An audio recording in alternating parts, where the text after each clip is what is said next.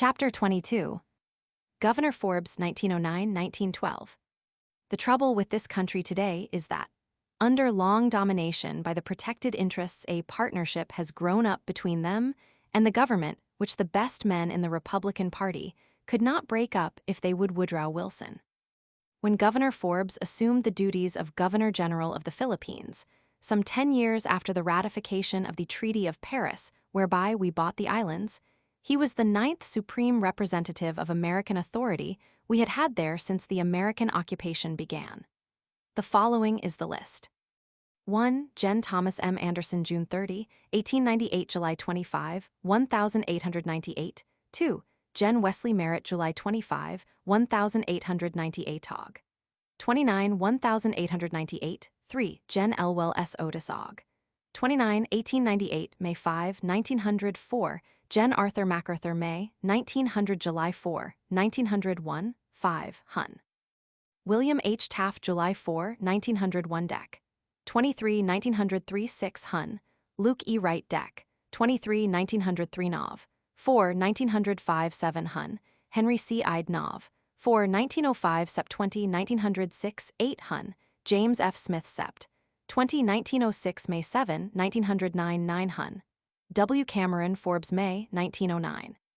No one of these distinguished gentlemen has ever had any authority to tell the Filipinos what we expect ultimately to do with them. They have not known themselves. Is not this distinctly unfair both to governors and governed? Before Governor Forbes went to the Philippines, he had been a largely successful businessman. He is a man of the very highest personal character and an indefatigable worker. He has done as well as the conditions of the problem permit, but he is always between Scylla and Charybdis. American capital in or contemplating investment in the islands is continually pressing to be permitted to go ahead and develop the resources of the islands. To keep the islands from being exploited, Congress early limited grants of land to a maximum too small to attract capital. So those who desire to build up the country, knowing they cannot get the law changed, are forever seeking to invent ways to get around the law. And being firm in the orthodox administration belief that discussion of ultimate independence is purely academic, i.e., a matter of no concern to anybody now living, Governor Forbes is of course in sympathy with Americans who wish to develop the resources of the islands. On the other hand, he knows that such a course will daily and hourly make ultimate independence more certain never to come. So do the Filipinos know this. Therefore they clamor ever louder and louder against all American attempts to repeal the anti-exploiting acts of Congress by liberal interpretation. Many an American just here is sure to ask himself, why all this clamor? Do we not give them good government? What just ground have they for complaint? Yes, we do give them very good government, so far as the Manila end of the business is concerned, except that it is a far more expensive government than any people on the earth would be willing to impose on themselves. But their main staples are hemp, sugar, and tobacco, and we raise the last two in this country. Their sugar and tobacco were allowed free entry into the United States by the Payne Law of 1909 up to amounts limited in the law. But the Philippine people know very well that American sugar and tobacco interests will either dwarf the growth of their sugar and tobacco industries, by refusing to allow the limit raise the limit of amounts admitted free of duty, or else that our sugar trust and our tobacco trust will simply ultimately eliminate them by absorption. Just as the Standard Oil Company used to do with small competitors. In this sort of prospect, certainly even the dullest intellect must recognize just ground for fearing, nay, for plainly foreseeing practical industrial slavery through control by foreign corporations of economic conditions. So much for the two staples in which the Philippines may someday become competitors of ours. It took Mr. Taft 9 years to persuade American sugar and tobacco that they would not be in any immediate danger by letting in a little Philippine sugar and tobacco free of duty. Then they consented. Not until then did they promise not to shout down with cheap Asiatic labor.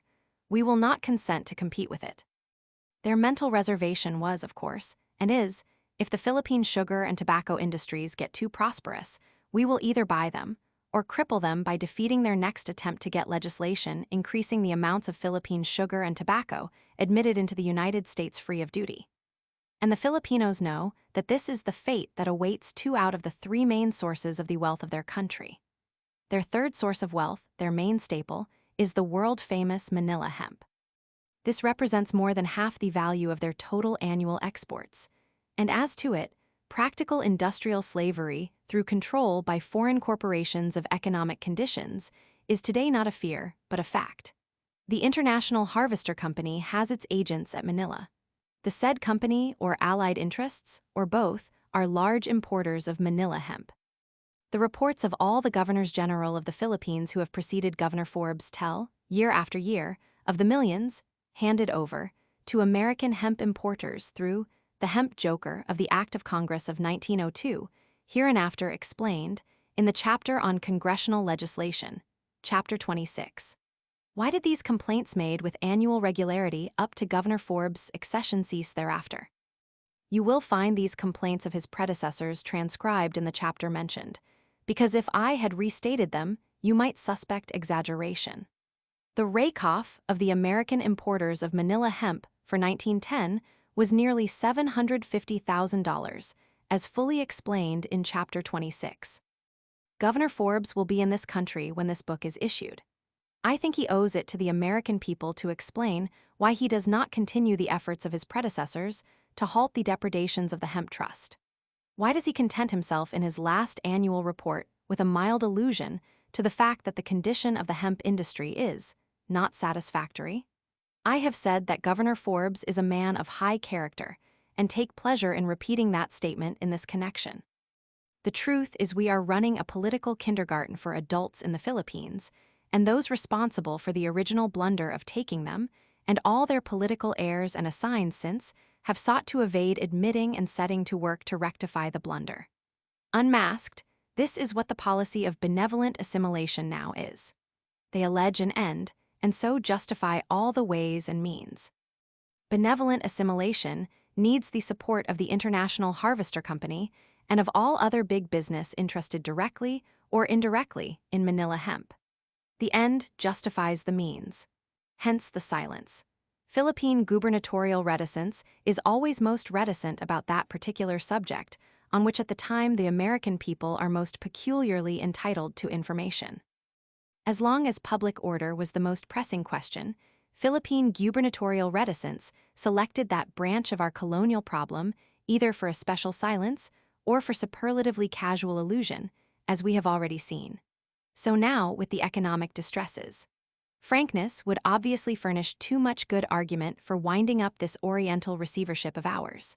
The Philippine government will never tell its main current troubles until after they are over. But as the present trouble, the economic depredations of powerful special interests must, necessarily, be fruitful of discontent, which will crop out some day to remind us that as we sow, so shall we reap. Anyone who helps expose the root of the trouble is doing a public service. No congressman who in silence would permit big business to prey upon his constituents as Governor Forbes has, could long remain in office. Taxation without representation may amount to depredation, and yet never be corrected, when the powers that prey have the ear of the court, and the victims cannot get the ear of the American people. So the Hemp Trust continues to rob the Filipinos under the forms of law, and the Mohonk Conference continues to kiss benevolent assimilation on both cheeks. And Dr. Lyman Abbott periodically says amen. I am not speaking disrespectfully of Dr. Abbott. I am deploring the lack of information of our people at home as to conditions in the Philippines.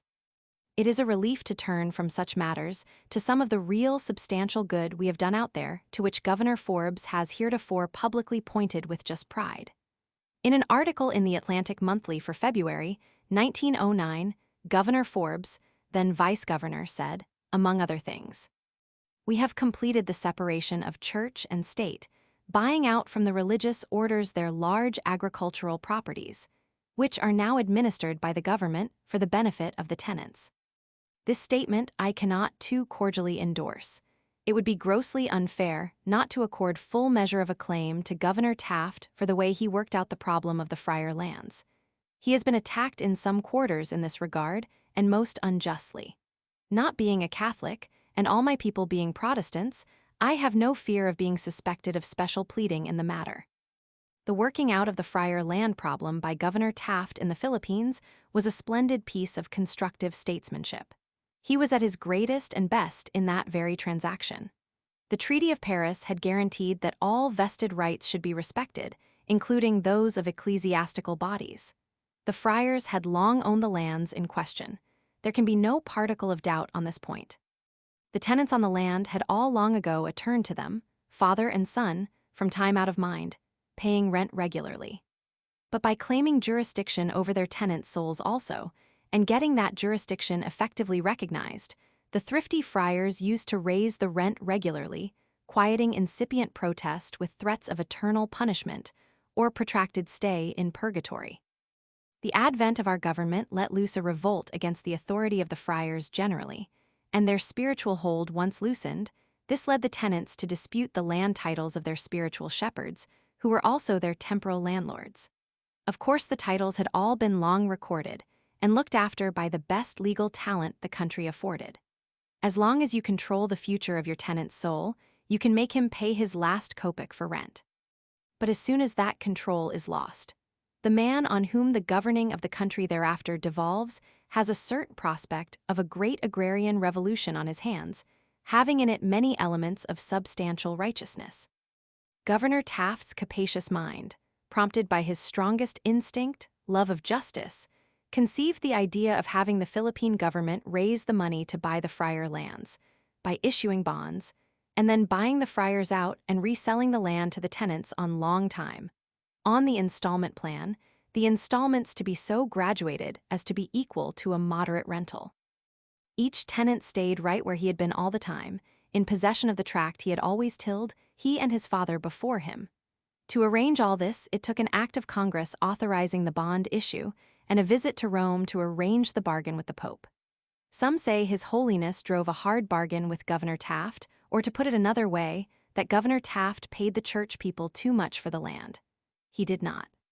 He may not have counted pennies with them, but the lands were worth what he paid for them. And the purchase protected the faith and honor of our government, as pledged by the Treaty of Paris, and at the same time prevented an agrarian revolution which would have had a lot of elemental justice on its side. Another of the good works we have done in the Philippines, to which Governor Forbes points in his magazine article above mentioned, is thus noted by him. We have put the finances on a sound and sensible basis. To this also I say Amen. The Forbes article then goes on to say that the government of the islands is self-supporting. This is true, except the $14 million a year it costs us to keep out there a garrison of 12,000 American troops, supplemented by certain native Scout Sea chapter on cost of the Philippines, hereafter. This garrison is conceded to be a mere handful, sufficient merely, and intended merely as, a witty English woman has put it in a book on the Philippines, to knock the Filipino on the head in case he wants his liberty before the Americans think he is fit for it. In other words, we only attempt to keep force enough there to quell any outbreak that might occur. So far as possible invasion by any foreign power is concerned, our $14 million per annum is an absolutely dead loss. Brigadier General Clarence Edwards, USA, commanding the Bureau of Insular Affairs, said recently before the Finance Committee of the Senate, "I would never think of the Philippines as a military problem for defense. If any nation wants them, it is merely a declaration of war." What a shameful admission for a great nation to subscribe to relatively to people it pretends to be protecting. The program of the War Department is to abandon the islands to their fate, for the time being at least, in our next war, letting them remain a football until the end of such war, when, as an independent republic they could, and would, rally as one man to the defense of their country against invasion, and would, with a little help from us, make life unbearable for an invading force. As things stand, we are just as impotent as Spain was out there in 1898, and it is utter folly to forget what happened then. But to return to Governor Forbes' article and to a pleasanter feature of the situation, he says, "We have established schools throughout the archipelago, teaching upward of 500,000 children. This also is true, and greatly to our credit. But as the American Hemp Trust mulks the Philippine hemp output about $500,000 a year, as above suggested, and later, in another chapter more fully explained, it follows that each Filipino child pays the hemp trust $1 a year for the privilege of going to school. And now let us consider the most supremely important part of Governor Forbes's magazine article above quoted. The burden of the Song of the Adverse Minority report on the pending Jones Bill, looking to Philippine independence in 1921, is that because there are certain wild tribes scattered throughout the archipelago, in the mountain fastnesses, therefore we should cling to the present policy of indefinite retention with undeclared intention until the wild tribes get civilized. Governor Forbes' article is an absolute, complete, and final answer to the misinformed nonsense of the Minority Report aforesaid. He says, apropos of public order, it is now safe to travel everywhere throughout the islands without carrying a weapon, excepting only in some of the remote parts of the mountains, where lurk bands of wild tribes who might possibly mistake the object of a visit, and in the southern part of the great island of Mindanao, which is inhabited by intractable Moros. The foregoing unmasks, in all its contemptible falsehood, the pretense that the presence of a few wild tribes in the Philippines is a reason for withholding independence from 7 million of Christian people, in order that a greedy little set of American importers of Manila hemp may fatten thereon. True, hemp is not edible, but it is convertible into edibles and also into campaign funds. That the existence of these wild tribes, the dog-eating Igorotes, and other savages you saw exhibited at the St. Louis Exposition of 1903-4, constitute infinitely less reason for withholding independence from the Filipinos than the American Indian constituted in 1776 for withholding independence from us, will be sufficiently apparent from a glance at the following table, taken from the American Census of the Islands of 1903, Volume Roman II. p. 123. Island Civilized Wild Total. Luzon 575, 001, 506, 798, 507 Panay, 713, 933, 646 Cebu, 247, 247 Bohol, 148, 148 Negros, 559, 217, 776 Late, 641, 641 Samar, 002, 690 Mindanaos. I think the above table makes clear the enormity of the injustice I am now trying to crucify. Without stopping to use your pencil, you can see that Mindanao, the island where the intractable Moros Governor Forbes speaks of live, contains about 500,000 people. Half of these are civilized Christians, and the other half are the wild, crudely Mohammedan Moro tribes. Above Mindanao on the above list, you behold what practically is the Philippine archipelago, except Mindanao, viz., Luzon and the 6 main Visayan Islands. If you will turn back to pages 225 et seq., especially to page 228, where the student of world politics was furnished with all he needs or will ever care to know about the geography of the Philippine Islands, you will there find all the rocks sticking out of the water and all the little daubs you see on the map eliminated from the equation as wholly unessential to a clear understanding of the problem of governing the islands. That process of elimination left us Luzon and the 6 main Visayan Islands above as constituting, for all practical governmental purposes, all the Philippine archipelago except the Moro country, Mindanao, i.e. parts of it, and its adjacent islets. Luzon and the Visayan Islands contain nearly 7 million of people. And of these the wild tribes, as you can see by a glance at the above table, constitute less than 300,000, sprinkled in the pockets of their various mountain regions. Nearly all these 300,000 are quite tame, peaceable, and tractable, except, as Governor Forbes suggests, they might possibly mistake the object of a visit. The 500,000 intractable Moros of Mindanao, plus those in the adjacent islets, make up another 300,000. These last, it is true, will need policing for some time to come, but whether we do that policing by retaining Mindanao, or whether we let the Filipinos do it, is a detail that has no standing in court as a reason for continuing to deny independence to the 7 million of people of Luzon and the Visayan Islands, because they have some 300,000 backward people in the backwoods of their mountains. Yet see how the ingenuity of inspired ignorance states the case. by adding the 300,000 tame tribes of Luzon and the Visyas to the 300,000 fierce Moro, savages away down in Mindanao, near Borneo, so as to get 600,000 wild people. And then alluding to the fact that so far only 200,000 Filipinos are qualified to vote. Says the report of the minority of the Committee on Insular Affairs on the pending Jones Bill, proposing independence in 1921. The wild and uncivilized inhabitants of the islands outnumber, 3-1, those who would be qualified to vote under the pending bill 0. You see, the minority report is counting women and children when it talks about the wild tribes, but not when it talks about voters. According to universally accepted general averages, among 7,500,000 people you should find 1,500,000 adult males.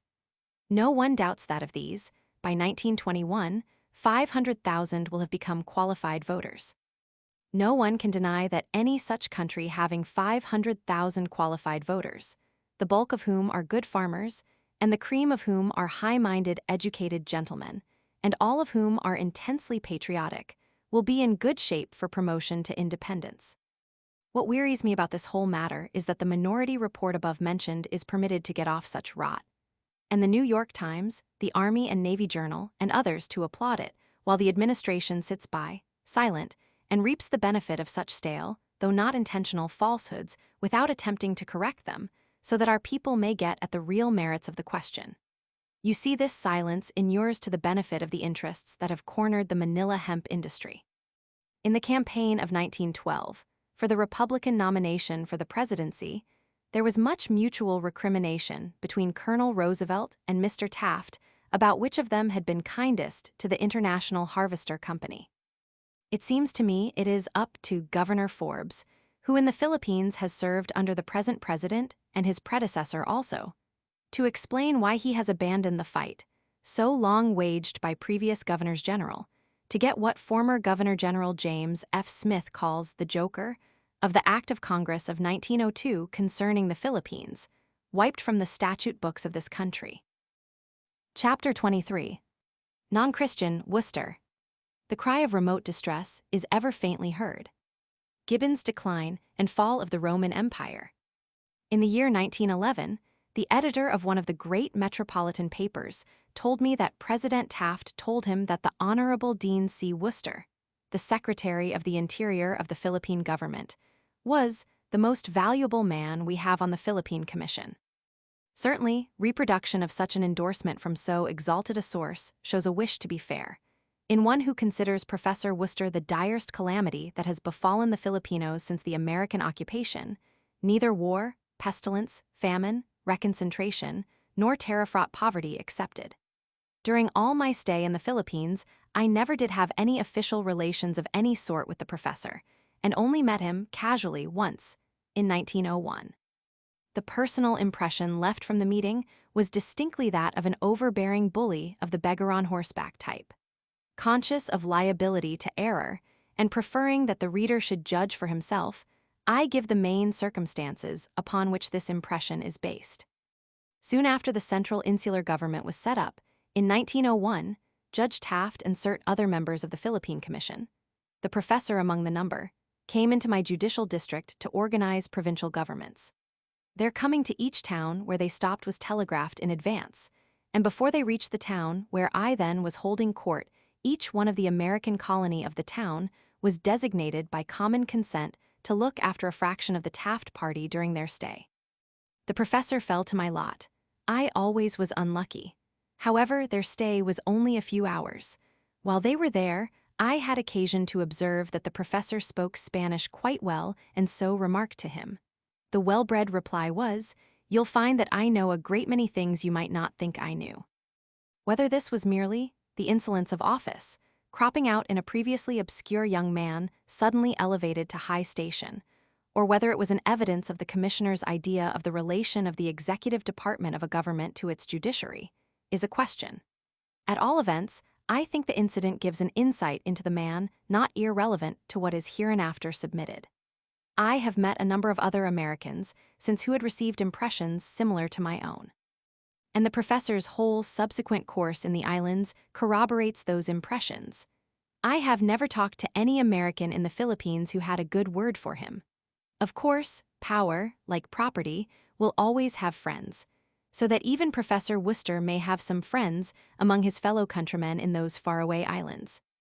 But it has already been made clear in a former chapter how entirely possible it is for a man occupying high position in the government out there to be very generally and cordially disliked by his own countrymen there, and actually not know it.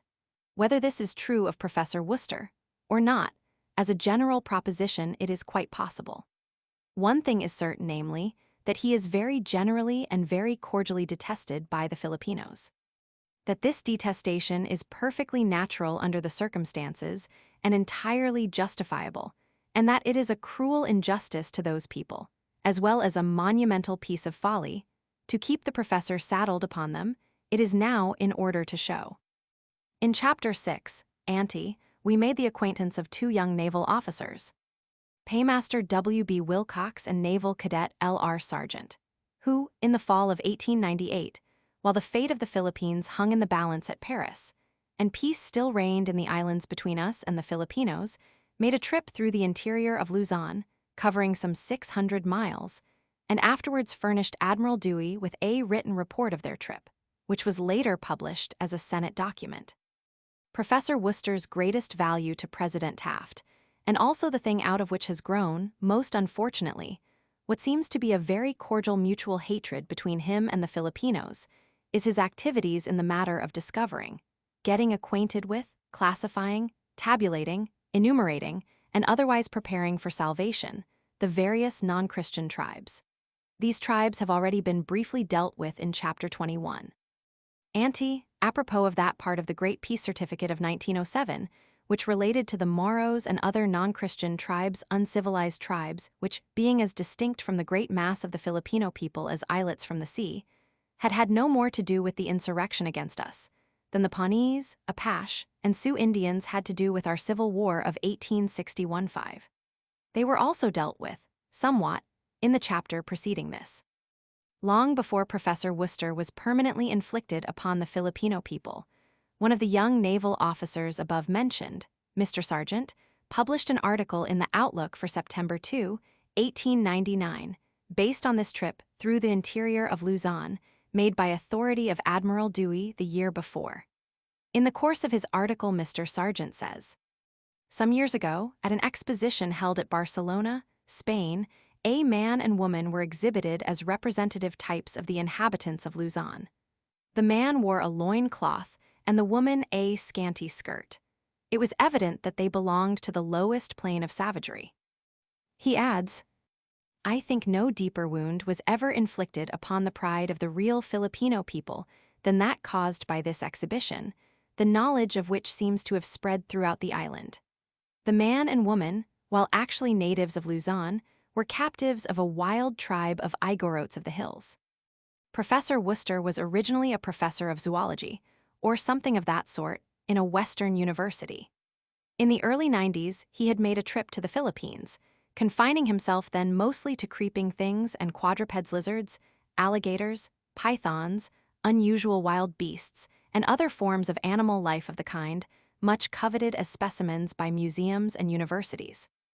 In 1899, just after the Spanish War, he got out a book on the Philippines, and as an American who had been in the Philippines was then a rara avis, it came to pass that the reptile finder ultimately became a statesman. He was brought, possibly by conscious worth, to the notice of President McKinley, accompanied the Sherman Commission to the islands in 1899 and the Taft Commission in 1900, and finally evolved into his present eminence as Secretary of the Interior and official chief finder of non-Christian tribes for the Philippine government. The best known of the wild tribes in the Philippines are the Igorots, the dog-eating savages you saw at the St. Louis Exposition in 1903-4, the same Mr. Sargent speaks of in his article in the Outlook.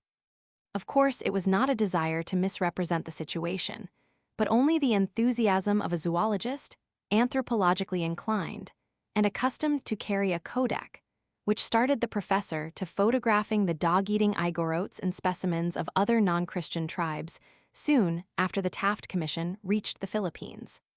But you cannot get far in the earlier reports of the Taft Commission, which was supposed to have been sent out to report back on the capacity of the Filipinos for self-government, without crossing the trail of the professor's Kodak pictures of naked Igorotes and the like. This, however innocent, must have been of distinct political value in 1900 and 1904 in causing the heart of the missionary vote in the United States to bleed for those 60 different tribes having 60 different languages, of which Secretary Root's campaign speeches made so much. It must also have greatly awakened the philanthropic interest of exporters of cotton goods to learn of those poor, savage millions, wearing only a loincloth when they could be wearing yards of cotton cloth. By the time the St. Louis Exposition came off in 1934, it was decided to have the various tribes represented there. So specimens were sent of the Igorot tribe, the Tagalos, the Visayan, the Negrito tribe, and various other tribes.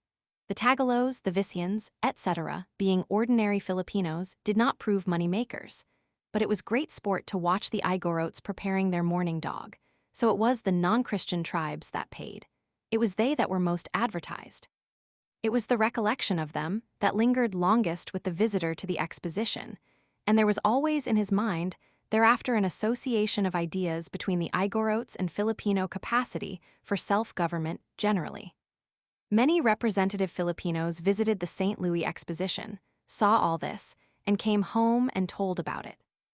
One very excellent Filipino gentleman, a friend of mine, who was governor of Samar during my administration of the district which included that island, sent me one day in October 1904 a satirical note enclosing a pamphlet he had just received called Catalogue of Philippine Views at the St. Louis Exposition.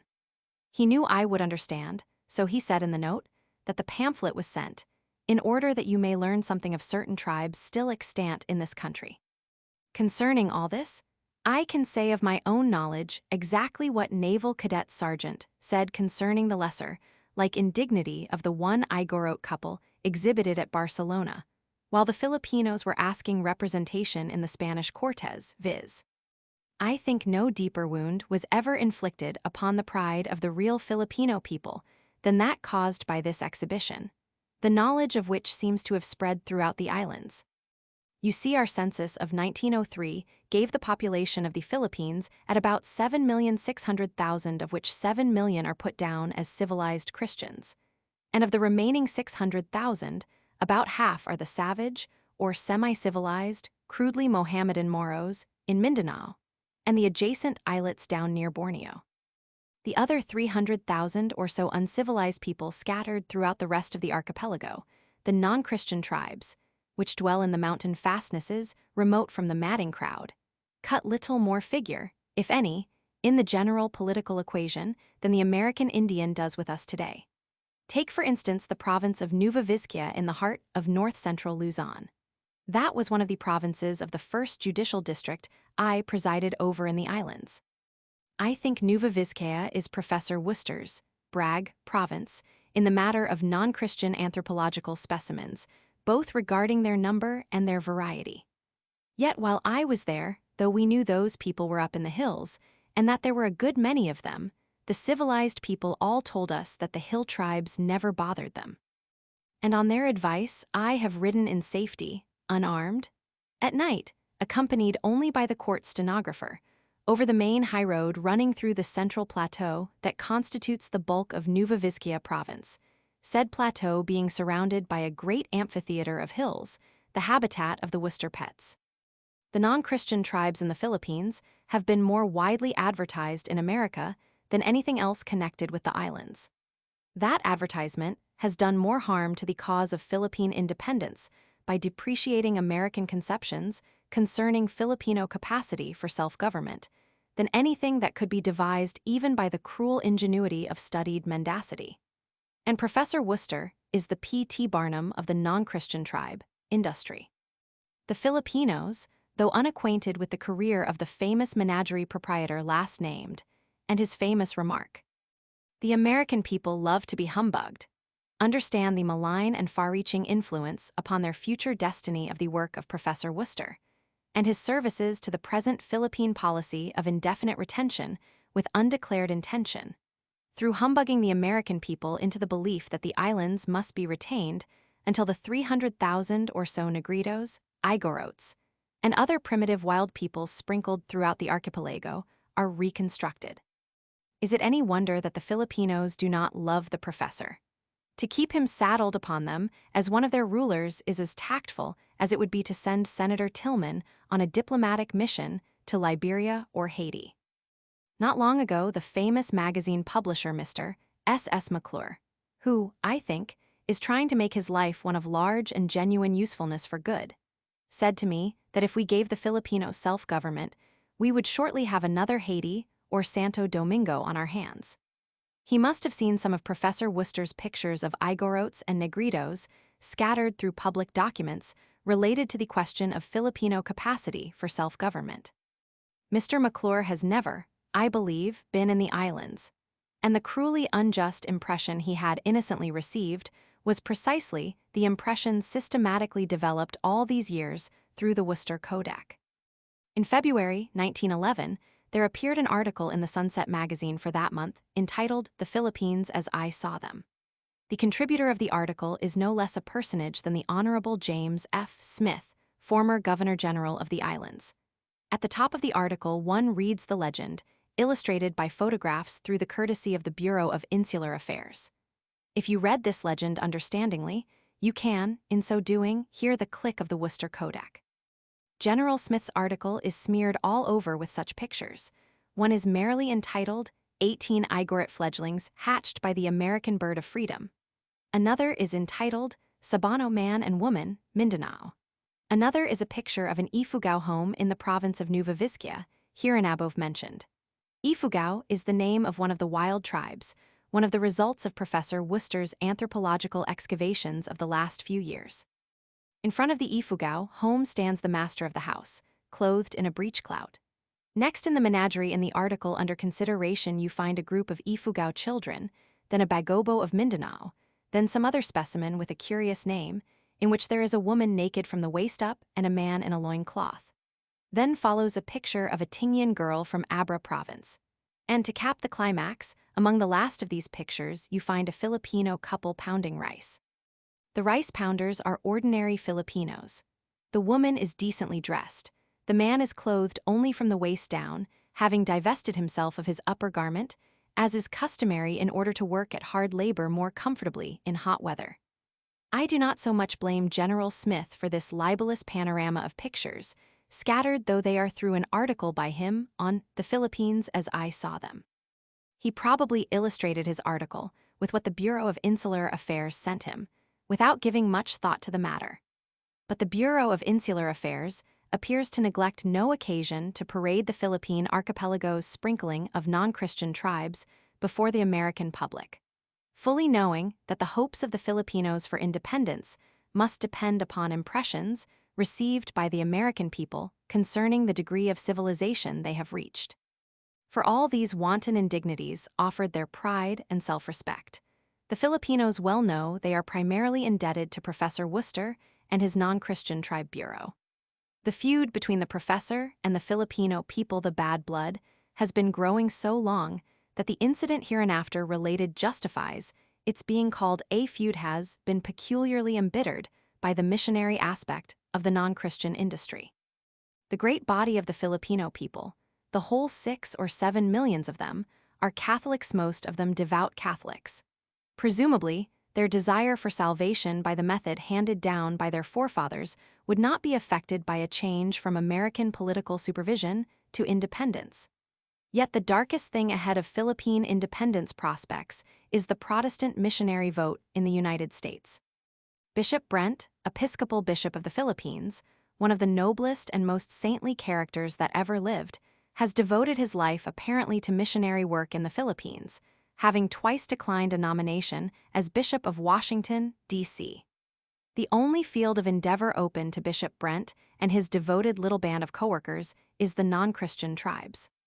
It seems that the Catholic and Protestant ecclesiastical authorities in the islands get along harmoniously, a kind of modus vivendi having been arranged between them, by which the Protestants are not to do any proselyting among the 7 millions of Catholic Christians. So this field of endeavor is the one Professor Worcester has been industriously preparing during the last 12 years. Obviously, every time Professor Worcester digs up a new non-Christian tribe, he increases the prospective harvest of the Protestants, thus corralling more missionary vote at home for permanent retention of the Philippines. Professor Worcester is quoted in a Manila paper as saying, "I am under no delusion as to what may be accomplished for the primitive wild people. It takes time to reconstruct them." This remark is supposed to have been made in a speech before the Young Men's Christian Association of Manila. Neither is Mr. Taft under any delusion as to how valuable is religious support for the idea of retaining the Philippines as a missionary field. The nature of the above allusion to Bishop Brent should certainly be sufficient to show that the writer yields to no one in affectionate reverence and respect for that rare and noble character. But neither Bishop Brent nor anyone else can persuade him that it is wise to abandon the principle that church and state should be separate, in order that our government may go into the missionary business. Since it has become apparent that the Philippines will not pay, the administration has relied solely on missionary sentiment. In one of his public utterances, Mr. Taft has said in effect, "The program of the Republican Party with regard to the Philippines is one which will make greatly for the spread of Christian civilization throughout the Orient." The foregoing reflections are not intended to raise an issue as to the wisdom of foreign missions. They are simply intended to illustrate how it is possible and natural for President Taft to consider Professor Worcester the most valuable man we have on the Philippine Commission. The professor's menagerie is a vote-getter. Also, President Taft's whole Philippine policy being founded upon the theory that the great majority of the Filipino people are in favor of alien thraldom in lieu of independence, he tolerantly permits their editors to let off steam through clamor for independence. This privilege they do not fail to exercise to the limit. The attitude of the insular government permits the native press much latitude of sauciness, in deference to the American idea about liberty of the press. In the exercise of this privilege during the last few years, the native press has gone the limit. However, there was no way to stop them, on the principle to which we had committed ourselves. The thing was very mischievous and became utterly intolerable. There was a native paper called Renacimiento, Renaissance. This paper was long permitted to say things more or less seditious in character which no self-respecting government should have tolerated. This was done pursuant to the original theory, obstinately adhered to up to date, that there was no real substantial unwillingness to American rule. Of course, if this were true, newspaper noise could do no harm.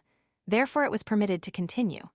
Finally, however, like a boy taking a dare, the Renacimiento published an article on Professor Worcester which intimately and sympathetically voiced the general yearning of the Filipino people to be rid of the professor. In so doing, however, the hapless editor overstepped the limits of American license and got into the toils of the law by saying things about the professor that rendered the editor liable to prosecution for criminal libel. The professor promptly took advantage of this misstep, to the great joy of the authorities, who had been previously much goaded by independence clamor. The result was that the paper was put out of business and the editor was put in jail. No doubt the editor ought to have been put in jail, but his incarceration incidentally served to tone down Filipino clamor for independence. Subsequent to this coup d'etat, the professor did a little venting of feelings in his turn. He made a speech at the YMCA on October 10, 1910, which was a highly unchristian speech to be gotten off in an edifice dedicated to the service of Christ. The Manila papers give only extracts from the speech, and I have never seen a copy of it. From the newspaper accounts, it seems that the professor was determined to, and did, relieve his feelings about the Filipinos. The Manila Cable News of October 11, 1910, quotes the professor as referring to his pets, the non-Christian tribes, as ancestral enemies of the Christians. Thus, for the first time, is developed an attitude of being champion of the uncivilized pagan remnant, left from prehistoric times, against the Christians of the islands. The Cable News also says that Professor Worcester laughed at the idea that the islands belonged to the so-called civilized people, and held that if the archipelago belonged to anyone it certainly belonged to its original owners, the Negritos. This remark about the so-called civilized people was as tactful as if President Taft should address a meeting of colored people in a doubtful state and call them niggers. Another of the Manila papers gives an account of the speech from which it appears that the burly professor succeeded in amusing himself at least, if not his audience, by suggestions as to the superior fighting qualities of the Moros over the Filipinos, which suggestions were on the idea that the Moros would lick the Filipinos if we should leave the country. The Moros number 300,000, the Filipinos nearly 7 million. The professor's remarks in this regard, according to the paper, were a distinct reflection upon the courage of the Filipinos generally as a people. The effect of Professor Worcester's speech before the YMCA may be well imagined. However, the facts of history do not leave the imagination unaided. The Philippine Assembly, representing the whole Filipino people, and desiring to express the unanimous feeling of those people with regard to the Worcester speech, unanimously passed, soon after the speech was delivered, a set of resolutions whereof the following is a translation. Resolved that the regret of the Assembly be recorded for the language attributed to the Honorable Dean C. Worcester, Secretary of the Interior of the Philippine Government, in a discourse before the Young Men's Christian Association, October 10. It is improper and censurable in a man who holds a public office and who has the confidence of the government. And as the statements made as facts are false, slanderous, and offensive to the Philippine people, their publication is a grave violation of the instructions given by President McKinley, which required that public functionaries should respect the sensibilities, beliefs, and sentiments of the Philippine people, and should show them consideration. The words and the conduct of Mr. Worcester tend to sow distrust between the Americans and the Filipinos, whose aspirations and duties should not separate them, but unite them in the pathway which leads to the progress and emancipation of the Philippine people. The influence of Mr. Worcester has caused injury to the feelings of the Filipinos, encouraged race hatred, and tended to frustrate the task undertaken by men of real goodwill to win the esteem, confidence, and respect of the Philippine people for the Americans. Resolved further that this House desires that these facts should be communicated to the President of the United States through the Governor of the Philippines and the Secretary of War. Presumably, these resolutions were forwarded to the President of the United States through the Governor of the Philippines and the Secretary of War. But apparently they were pigeonholed when they reached Washington. I stumbled on them in the Insular Affairs Committee of the House of Representatives, whither they had landed through Mr. Sladen of Texas. The distinguished veteran congressman from Texas, being known as an enemy of all wrong things, was appealed to by certain persons in the United States to bring the matter to the attention of Congress. He did so by presenting to the House of Representatives an American petition which embodied a copy of the resolutions of the Philippine Assembly. It thus becomes apparent that one of Professor Worcester's principal elements of value is in bullying the Filipinos, and thereby smothering manifestations of a desire for independence, the existence of which desire is denied by President Taft's administration. The more the Filipinos cry for independence, the greater seems the sin of holding them in subjection. So that Professor Worcester is very valuable in silencing independence clamor, and thereby creating an appearance of consent of the governed, when there is no consent of the governed whatsoever. In describing the discontent in distant provinces under brutal proconsuls, which contributed largely to the final disintegration of the Roman Empire, Gibbon says, "The cry of remote distress is ever faintly heard. The total failure of the above temperate, dignified, and vibrant protest of the Philippine Assembly to reach the ears of the American people is but another reminder that history repeats itself." Chapter 24. The Philippine Civil Service. Is our occupation of the Philippines to be temporary, like our occupation of Cuba after the Spanish War, or temporary, like the British occupation of Egypt since? The unsettled question. The policy to be pursued is for Congress to determine. I have no authority to speak for Congress in respect to the ultimate disposition of the islands. Secretary of War W.M. H. Taft to Philippine Assembly, 1907.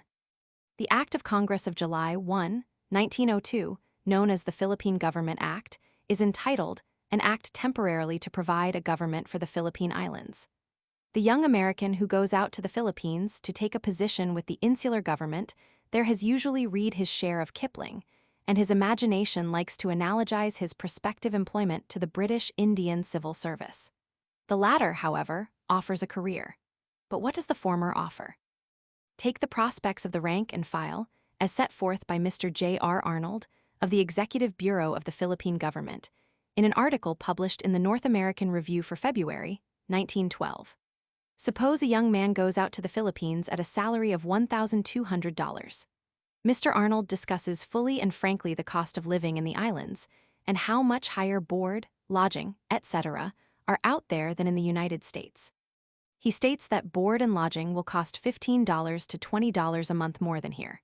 So far, a salary of $1,200 in the Philippines would seem equivalent to a salary of, say, approximately $950 in the United States, say, in Washington. Also, he calls attention to the fact that the government will pay your way out, but you must get back the best way you can. He does not say so, but the walking is not good all the way from Manila to Washington. Seriously, according to the authority from whom we are quoting, it costs $225 to $300 to get back. So if you come back at the end of a 3-year stay, you must contract to stay at least that long. You must have laid by, taking his maximum return fare as the more prudent figure to reckon on, $100 a year to buy your return ticket. Mr. Arnold does not say so, but it is a fact that various little expenses will creep in that are sure to amount, even with the most rigidly frugal, to $50 per annum that you would never have spent in the United States. You are hardly respectable in the Philippines if you do not have a muchacho. Muchacho in Spanish means the same as garçon in French or valet in English, but muchachos are as thick as cigarettes in the Philippines, and you can hire one for about $5 a month. To resolve not to have a muchacho in the Philippines would be like resolving at home never to have your shoes shined or your clothes pressed. It would be contrary to the universal custom of the country and would therefore be impossible. You have not been long in the Philippines before you get tired of telling applicants for the position of muchacho that you do not want one, and, benumbed by the universal custom, you accept the last applicant. You must figure on a muchacho as one of your fixed charges. Count then an extra $50 annual necessary expense that you would not have at home. If you do not succumb to the muchacho custom, you will get rid of the $50 in other ways fairly classifiable as necessary current expenses. Thus, if you take from your $1,200, worth $950 in Manila, as above stated, the $100 per annum necessary to be laid by against your homecoming, and the other $50 last suggested, your salary of $1,200 per annum in Manila becomes equivalent to one of $800 at home, so far as regards what you are likely to save by strict habits of economy.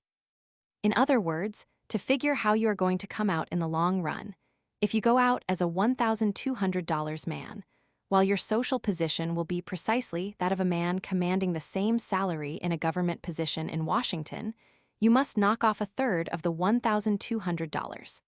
This is not the way Mr. Arnold states the case exactly. I am simply taking his facts, supplemented by what little I have added, and stating them in a way which will perhaps illustrate the case better to some people. Mr. Arnold says you are apt to get up as high as $1,500 and finally even to $1,800 in 3 to 5 years. Suppose you do have that luck. Still, if, as has been made plain above, you must consider $1,200 in Manila as equal to only $800 in Washington, so far as regards what you are going to be able to save each year. By the same token, you must consider $1,500 in Manila as being equal to only $1,000 in Washington, and $1,800 as only $1,200. The utmost limit of achievement in the Philippine government service, the only one of the higher positions not subject to political caprice, the only one regarded out there as a life position, and this accepts neither the governorship of the islands nor the commissionerships, is the position of Justice of the Supreme Court. The salary is $10,000 per annum, American money. But there is not an American judge on that bench who would not be glad at any moment to accept a $5,000 position as a United States District Judge at home. All of them whom I know are most happily married, but I believe their wives would quit them if they refused such an offer from the President of the United States, or else get so unhappy about it that they would accept and come home. While we have now considered the case from bottom to top, we did not originally figure on the young American going out to the Philippines otherwise than single. In this behalf, Mr. Arnold himself says, "I do not think it can be fairly called other than risky for an American to attempt to practice love in a cottage in the Philippines," says the late Arthur W. Ferguson, who gave his life to the Philippine Civil Service in his annual report for 1905 as executive secretary. The one great stumbling block, and which no legislative body can eradicate, is the fact that very few Americans intend to make the Philippines their permanent home or even stay here for any extended period. This is doubtless due to the location of the islands, their isolation from centers of civilization and culture, the enervating climate, lack of entertainment and desirable companionship, and distance from the homeland. Every clerk, no matter what his ideals or aspirations, realizes after coming here that he must at some time in the future return to the United States and begin all over again. After spending a year or more in the islands, the realization that the sooner the change is made the better becomes more acute. This condition causes, doubtless, the class of men who are not adventurous or fond of visiting strange climes to think twice before accepting an appointment for service in these islands, and generally to remain away, and a great majority of those who do come here to leave the service again after a very short period of duty. Then Mr. Ferguson comes to the obvious but apparently unattainable remedy, which he says is to make a Philippine appointment a permanent means of livelihood by providing an effective system of transfers to the federal service after a reasonable period of service here. Under the present regulations, influence must be brought to bear at Washington in order that requisition may be made by the chief of some bureau there for the services of a clerk desiring to transfer.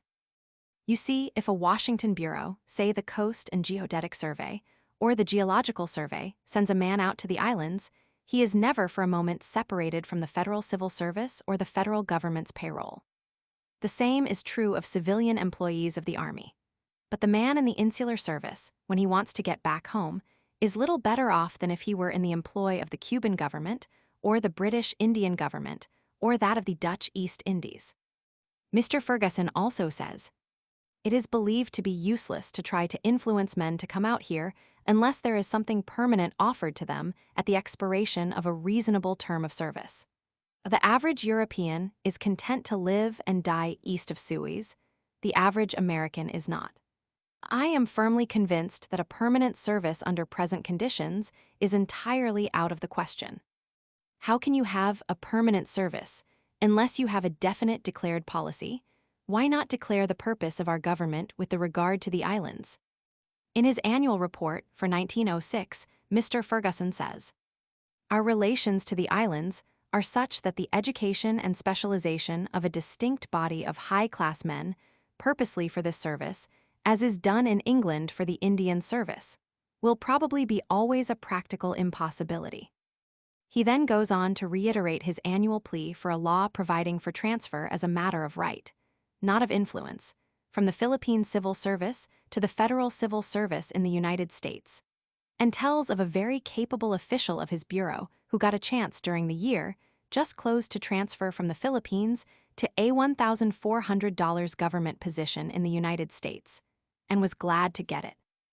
Although $1,400 was considerably less than half what he received here.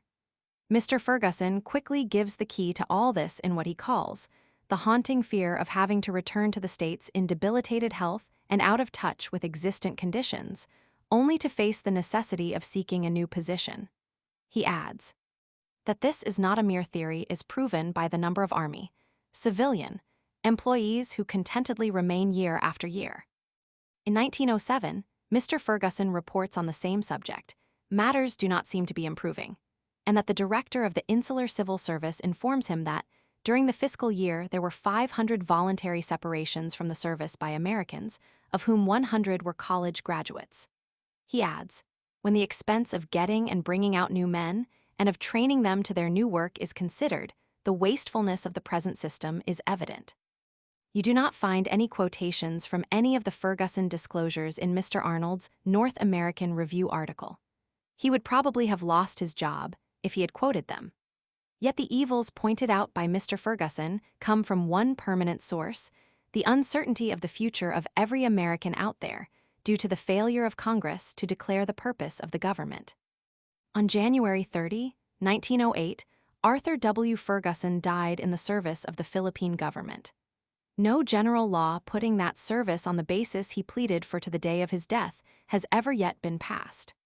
Since his death, his tactful successor appears to have abandoned further pleading, and concluded to worry along with the permanently lame conditions inherent in the uncertainty as to whether we are to keep the islands permanently or not, rather than embarrass President Taft by discouraging young Americans from going to the islands.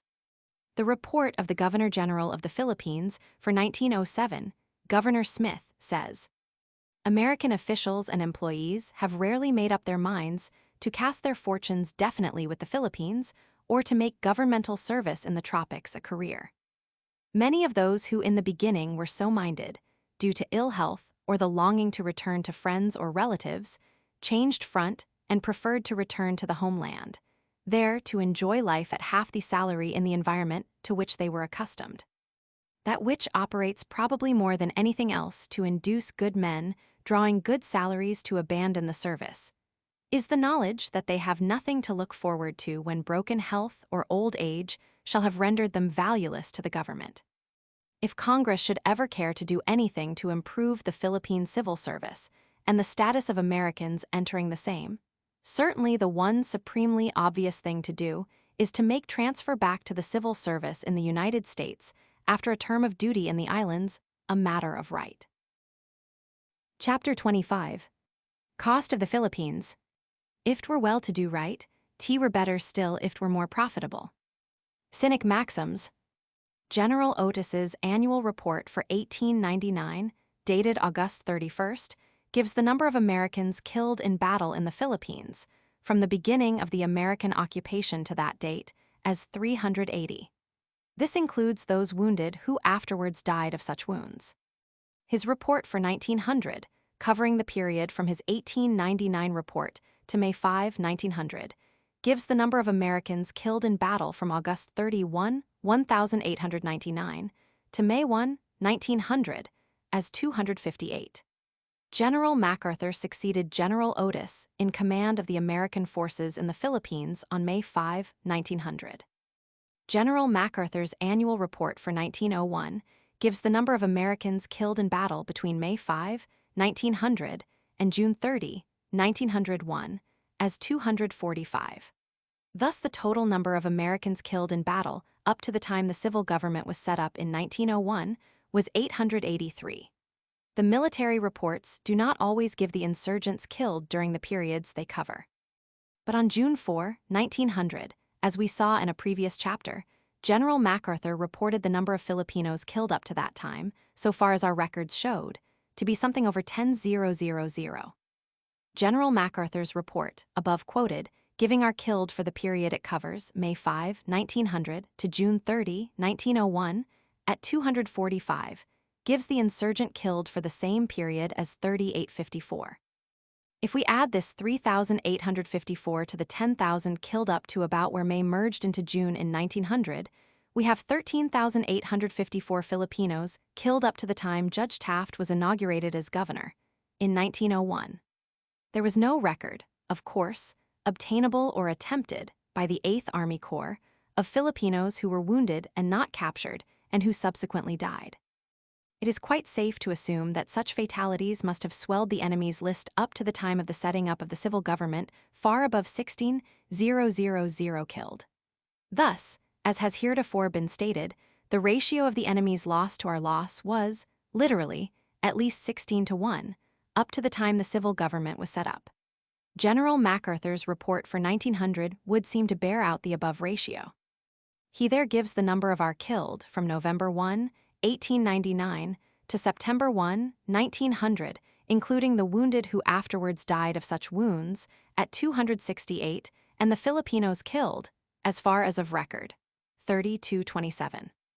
While these last figures make our killed for the period they relate to considerably over 200, and the enemies killed but a very small figure over 3,200.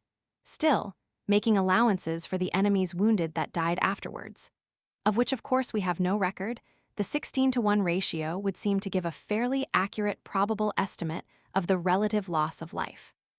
These figures are explained by the facts, already noticed hereinbefore, that most of our people knew how to shoot and the Filipinos did not. The great part of their army were raw recruits who did not understand the use of two sights on a rifle, and frequently relied solely on the one at the muzzle, not even lifting up the sight near the lock, which when not in use lies flat along the gun barrel, with the result that they almost invariably got the range too high and shot over our heads.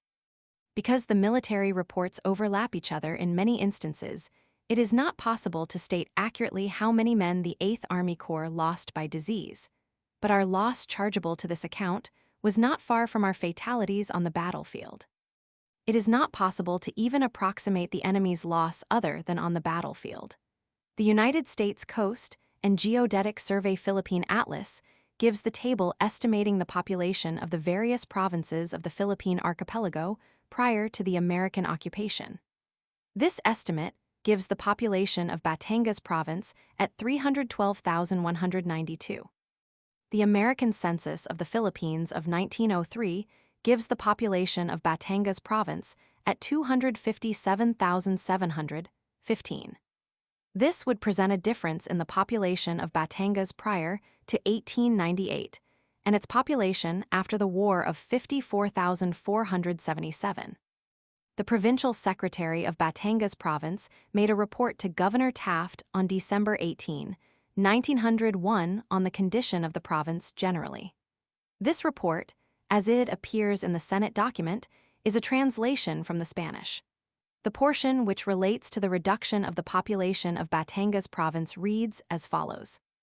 The mortality, caused no longer by the war, but by disease such as malaria and dysentery, has reduced to a little over 000 the more than 300,000 inhabitants which in former years the province had. Of course, these appalling figures must be taken with a grain of salt. In the first place, the man who furnished them was merely reproducing the general impression of his neighbors as to the diminution of the population of the province. He does not pretend to be dealing with official statistics. On the other hand, all of the yearly reports of the various native provincial officers are, as a general rule, pathetically optimistic. They all seem to think it their duty to present a hopeful view of the situation. In fact, if you read these reports one after the other, the various signers seem to vie with one another in optimism as if their tenure of office depended upon it.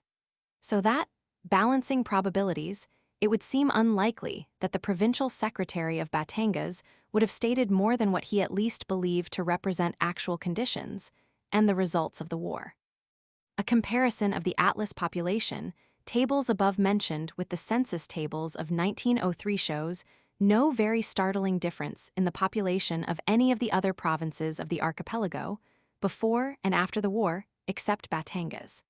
It is also notorious that Batangas suffered by the war more than any other province in the Philippine Islands.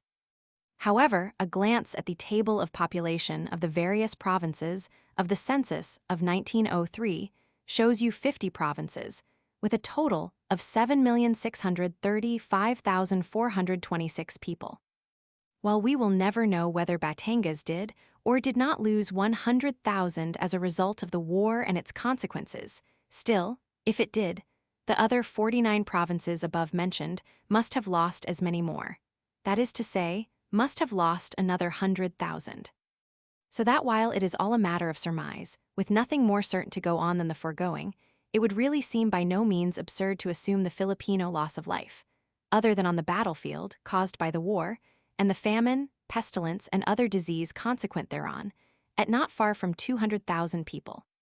In more than one province, the people died like flies, especially the women and children, as a result of conditions incident to and consequent upon the war. This will not seem an overstatement to men who have lived much among people that do not know much about how to take care of themselves in the midst of great calamities, people who will eat meat of animals carried off by disease in time of famine, who will drink water contaminated by what may for euphony be called sewage, and who are unprovided with any save traditional home remedies against cholera, smallpox, etc.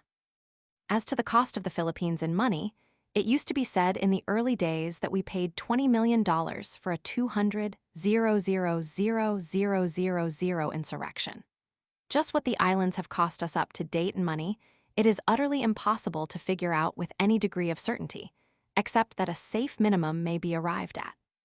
Said the distinguished congressman from Texas, Honorable James L. Sladen, in a speech which appears in the Congressional Record of February 25, 1908, pp.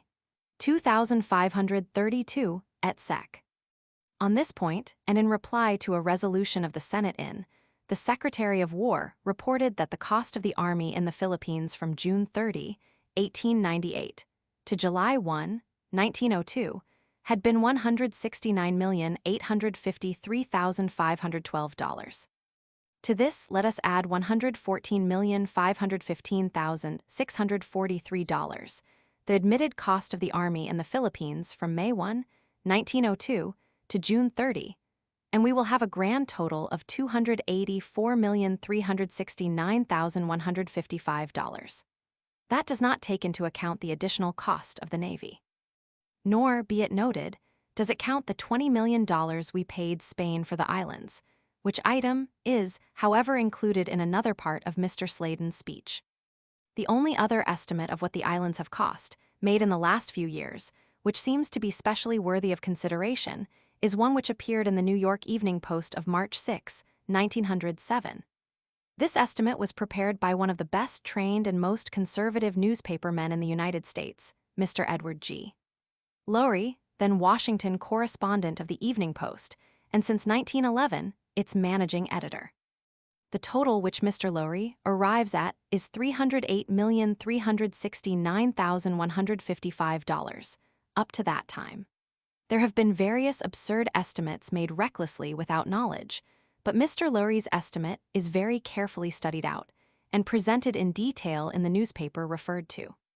From the testimony of Mr. Sladen and Mr. Lowry, given as a result of their inquiries into the matter, it would thus seem that the islands must have cost us by the end of 1907 something like $300 million. The insular government is now self-sustaining, except as to military affairs.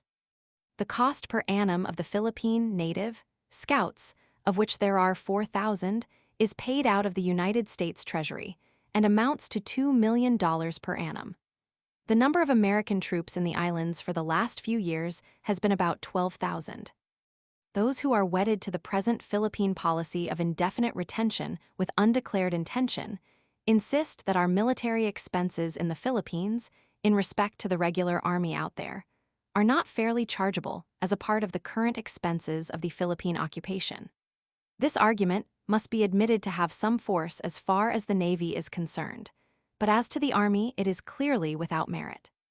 Under the Act of Congress reorganizing the Army of the United States after the Spanish War, provision was made for a skeleton army of about 60,000 men capable of expansion to something like 100,000 in time of war. The method of expansion thus contemplated was to have companies of, say, for illustration, 60 men in time of peace, which companies could be recruited up to a war footing of 100 men in time of war. The suggestion that the cost of the part of the regular army, which we have to keep in the Philippines, is not chargeable to the Philippines because those same troops would have to be somewhere in the United States if they were not where they are, is not well taken. If we did not need 12,000 men continually in the Philippines, the army could be at once reduced by that much without affecting its present organization. If we had no troops in the Philippines, this would not mean the absolute elimination from the army of enough regiments to represent 12,000 men. It would not eliminate any existing organization. It would simply mean contraction of the number of men in the several companies of the several regiments of the army toward a peace basis to the extent of a total of 12,000 men, more or less. The War Department has long figured on the cost of an American soldier in the Philippines per annum, including his pay, allowances, and transportation out and back, at $1,000 per annum. The cost of 12,000 soldiers at $1,000 per annum is $12 million per annum. The conclusion would, therefore, seem inevitable that the extra military current expense chargeable to our occupation of the Philippines is $12 million per annum outside the Philippine Scouts, or a total of $14 million. Even if the Philippines have cost us $300 million, that is no reason why we should continue to run a kindergarten for adults out there and let the Monroe Doctrine run to seed. Something is not bound to turn up. The Philippine Islands will not prove a blessing in disguise. In every war with a nation having discontented colonial subjects, the enemy will always strike the colony first and hope for aid from the inhabitants thereof. Even if the Philippines have cost us $300 million, we are a nation of nearly 100 million people. So they have cost us, all told, in the neighborhood of only about $3 apiece. And we subjugated them by mistake after freeing a less capable people, the Cubans. The Panama Canal is to be finished in 1913. This means a splendid but free-for-all contest for the trade of South America. In South America, we will meet a tremendous pro-German sentiment and a by no means inconsiderable anti-Yankee sentiment. The bigger Germany's army and navy grows, the more she will loom up as the one great menace to the peace of the world and the one avowed enemy of the Monroe Doctrine. We need to build up a Pan-American esprit de corps based on the instinct of self-defense.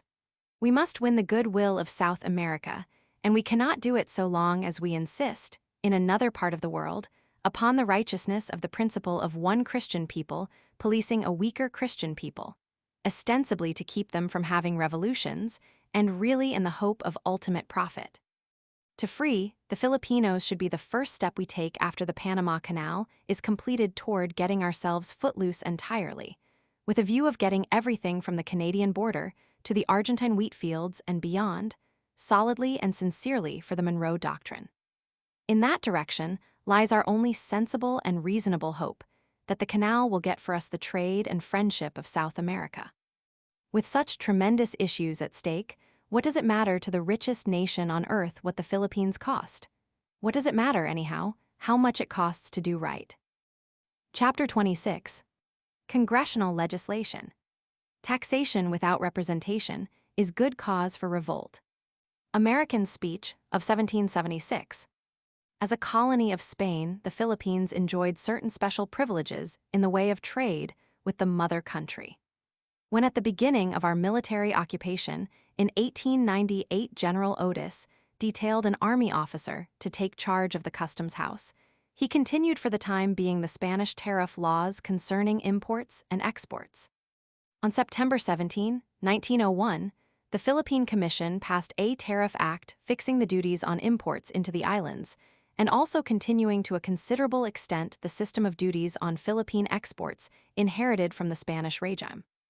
Among the products of the Philippine Islands on which the Act of September 17, 1901, imposed an export tax were the following: hemp 75c, per 100 kilos, sugar 5c, per 100 kilos manufactured tobacco, $1.50 per 100 kilos, raw tobacco, 1.50 down to 75c, per 100 kilos. On March 8, 1902, the United States Congress passed an act, temporarily to provide revenue for the Philippine Islands and for other purposes. The Act of 1902 reenacted the Commission's tariff law for the Philippines of September 17, 1901, with one change hereinafter to be discussed as to its export tax features. As to the tariffs to be collected at our custom houses on Philippine products shipped to the United States, the Act of 1902 reduced the rates fixed by the Dingley Tariff to 75% of said rates. That was all Congress did in the way of lowering our tariff wall to Philippine products until 1909, when the Payne-Aldrich Tariff Bill became a law. This 25% reduction was no better than no reduction whatever would have been.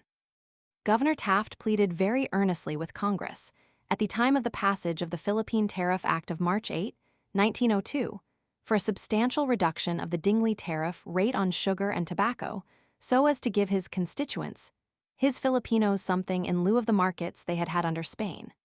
But our sugar and tobacco interests defeated his efforts, because they feared what they termed competition with cheap Asiatic labor. The Act of Congress of March 8, 1902, repealed the export duties imposed by the Act of the Philippine Commission of September 17, 1901, as to exports to the United States, leaving unrepealed, however, the export duty on Philippine products shipped to foreign countries.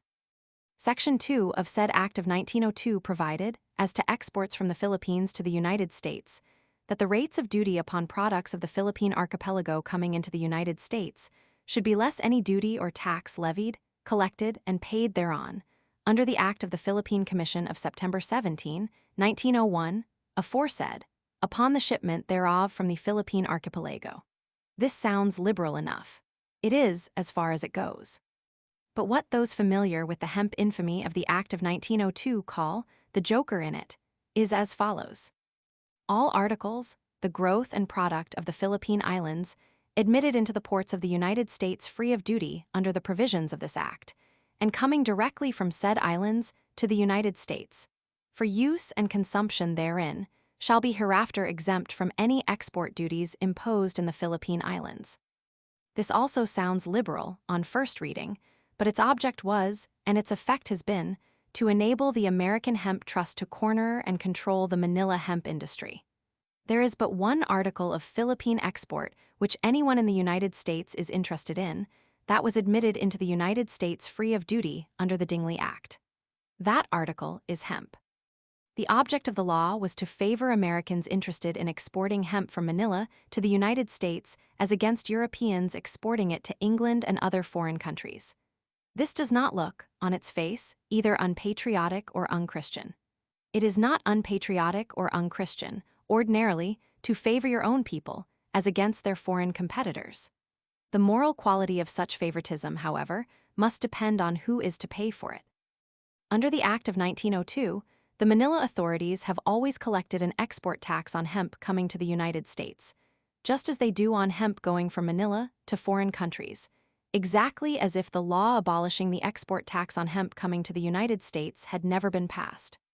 Later, on proof that the hemp was in fact carried to the United States and used and consumed therein, they refund the export tax.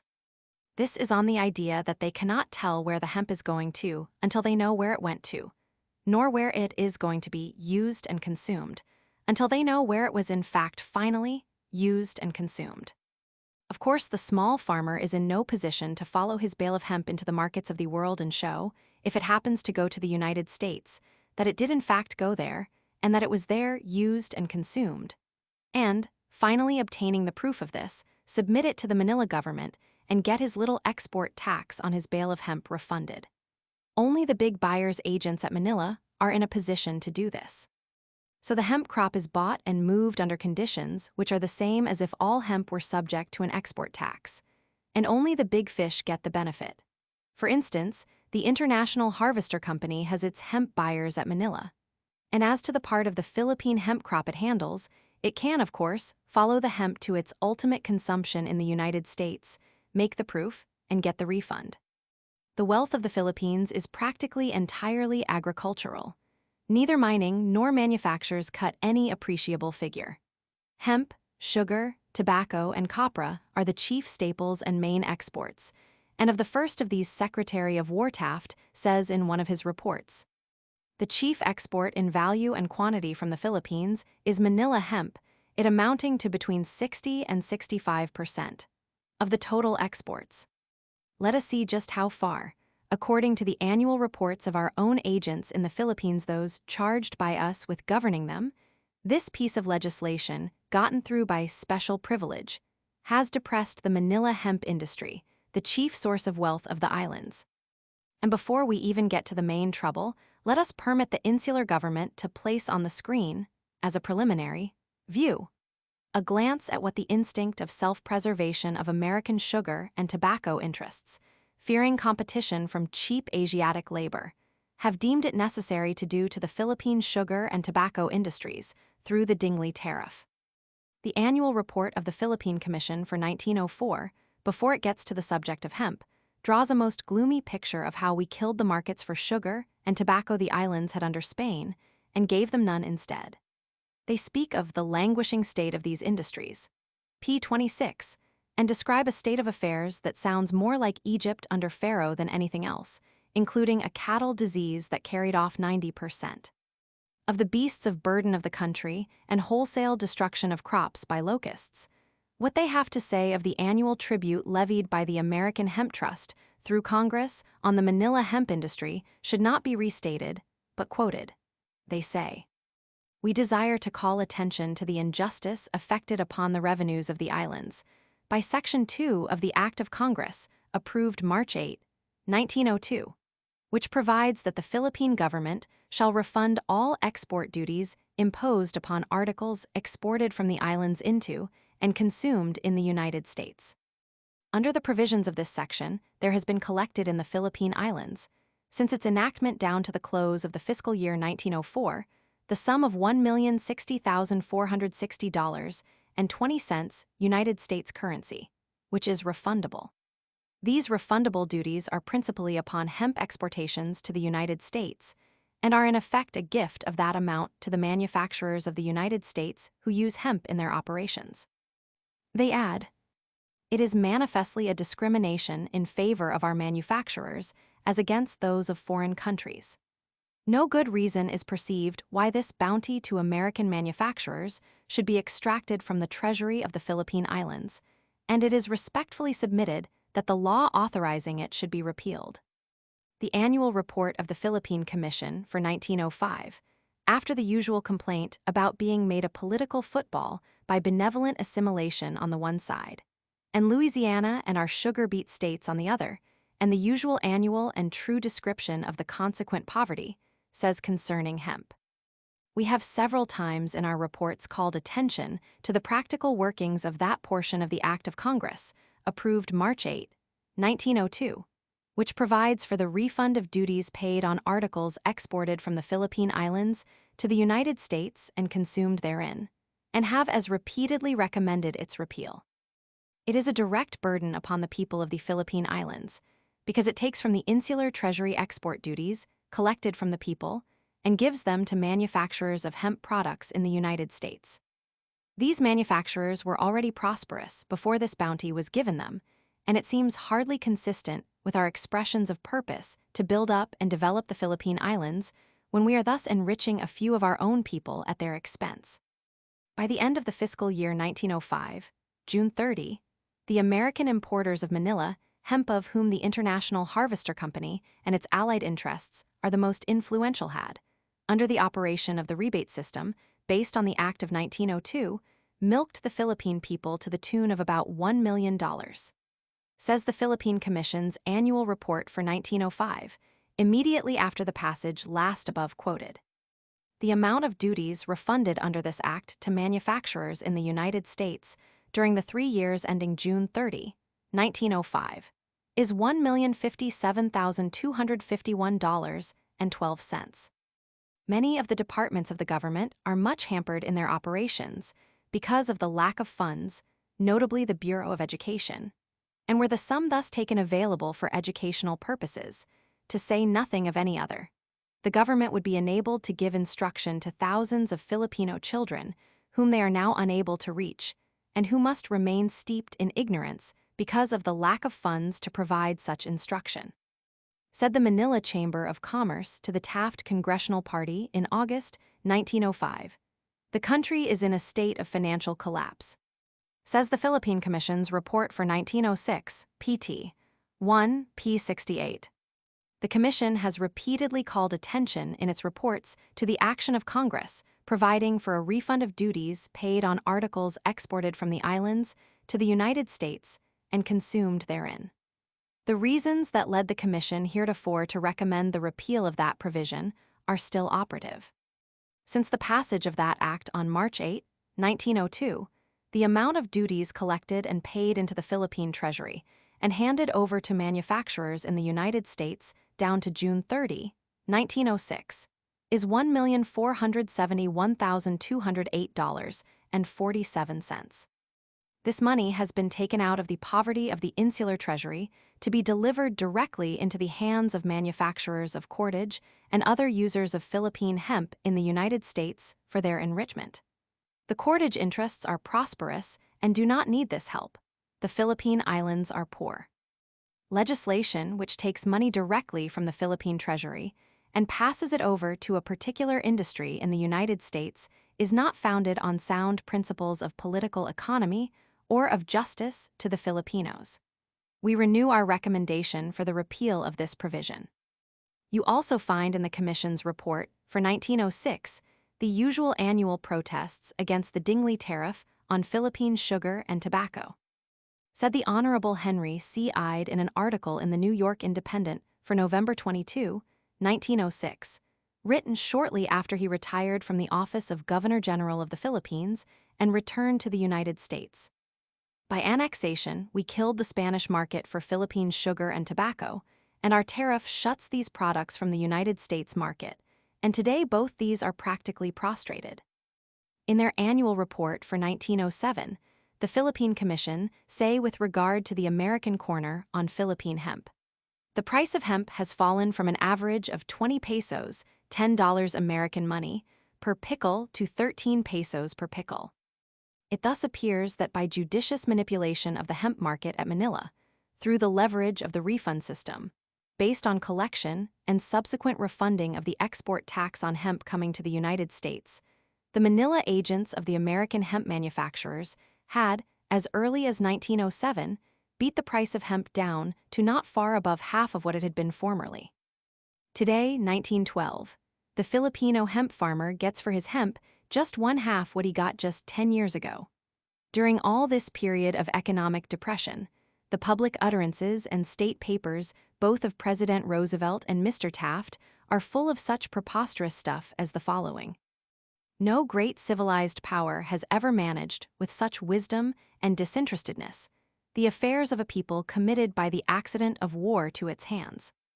This is what Mr. Roosevelt and Mr. Taft were publicly pretending to believe. But at practically the same time, during as dark a year, economically, as the American occupation has seen, 1907, let us see what they were privately admitting to their intimate friends. In the North American Review for January 18, 1907, in an article contributed to that review by the author of this volume, our treatment of the Philippine people, through our Congress, was briefly discussed. The article chanced to attract the attention of Mr. Andrew Carnegie, who gave a considerable sum of money to have it reprinted and distributed. Some correspondence followed between us, in the course of which Mr. Carnegie stated that he had been at the White House shortly before writing me and described what happened as follows. When at supper with the President recently, pointing to Judge Taft, who sat opposite, he said, "Here are the two men in all the world most anxious to get out of the Philippines." In another letter, Mr. Carnegie described this same incident, this other letter's version of President Roosevelt's supper table remark being, "Here are the two men in America, most anxious to get rid of them zero." Now why all this public boasting about our disinterestedness? When, if he had been a Filipino, Colonel Roosevelt would probably have hunted up all the American speeches of 1776 about taxation without representation, and played hide-and-seek with the public prosecutor at Manila to see how far he could violate the sedition statute without getting in jail. And why this private admission to his friend Mr. Carnegie, which neither he nor Mr. Taft has ever publicly made? Why did he not send a message to Congress showing up the hemp rebate system? Simply because to do so would lose support for the administration, would alienate powerful interests from the fatuous policy of benevolent assimilation bequeathed to Mr. Roosevelt by Mr. McKinley. His party was irrevocably committed to indefinite retention of the islands. It was like Lot's wife. It could not turn back. So the protected and subsidized interests were permitted to continue to prey upon the Philippine people. Tariff evils were never President Roosevelt's specialty, nor has war against entrenched privilege of any sort ever been Mr. Taft's specialty. Mr. Taft went out to the Philippines in 1907 to open the Philippine Assembly. In 1908, he came back and made a report to President Roosevelt, which is as bland as his Winona declaration that the Payne-Aldrich Bill is the best tariff bill the Republican Party ever passed. It makes the American reader's heart swell with pious pride at what he is doing for his little brown brother, in the matter of vaccination, sewers, school books, and the like. President Roosevelt sent this report to Congress, accompanied by a message from which we have already quoted. In that same message he said, I question whether there is a brighter page in the annals of international dealing between the strong and the weak than the page, which tells of our doings in the Philippines. Apparently, Messrs. Roosevelt and Taft thought, in 1907, that granting the Filipinos a little debating society, solemnly called a legislative body, but wholly without any real power, was ample compensation for deserted tobacco and cane plantations, and for the price of hemp being beat down below the cost of production by manipulation through an act of Congress, passed for the benefit of American hemp manufacturers. If we had had a Cleveland in the White House about that time, he would have written an essay on taxation without representation, with the hemp infamy of this Philippine Tariff Act of 1902 as a text, and sent it to Congress as a message demanding the repeal of the act. But the goodwill of the Hemp Trust is an asset for the policy of benevolent assimilation. The Filipino cannot vote, and the cordage manufacturer in the United States can. No conceivable state of economic desolation to which we might reduce the people of the Philippine Islands being other than a blessing in disguise, compared with permitting them to attend to their own affairs after their own quaint and mutually considerate fashion. The Hemp Trust's rope, tied into a slipknot by the Act of 1902, must not be removed from their throats.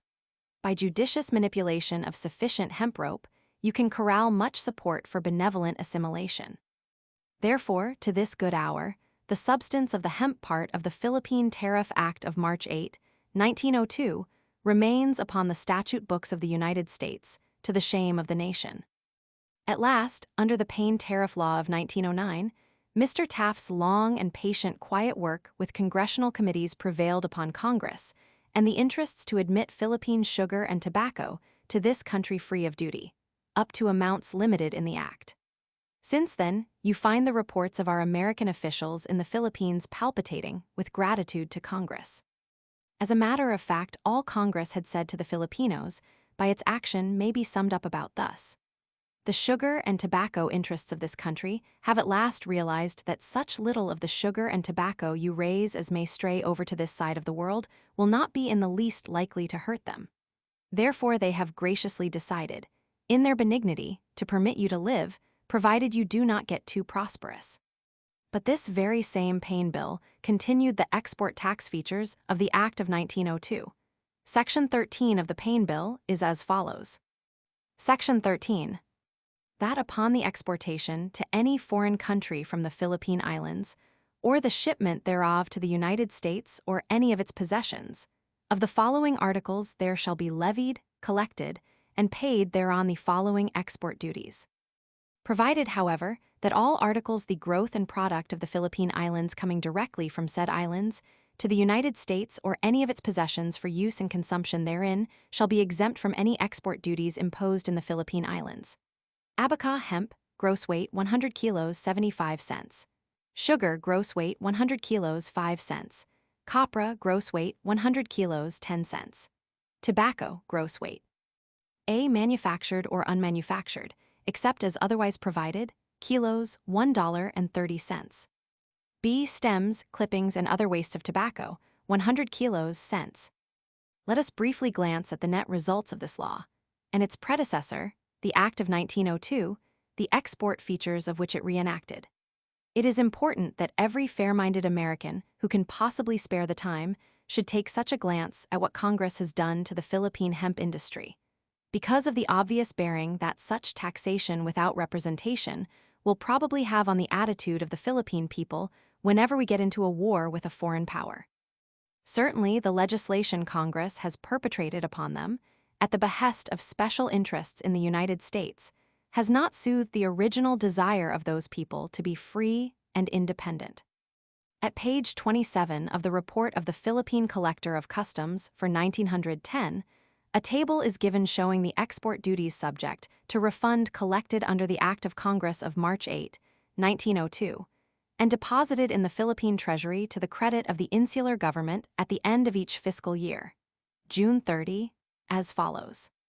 71,064, 69,228, 10,433, 83, 475, 56,991, 79,458, 58, 513, 36, 917, $69,384,083.60. The following table, taken from this same annual report of the Collector of Customs of the Philippines for 1910, p. 22, shows the size, weight in kilograms, and value of the annual Philippine hemp crop from 1899 to 1910, both inclusive. It gives in one set of columns the total exported to all countries, and in the other the part which comes to the United States. To all countries.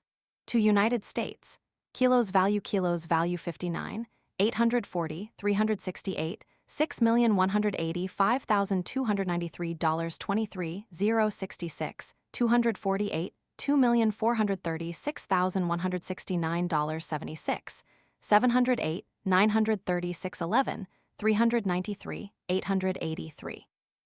25, 763, 728, 446, 141, 112. 215, 168, 14, 453. 110, 18, 157, 952, 402, 867, 109, 968, 792, 15, 841, 316.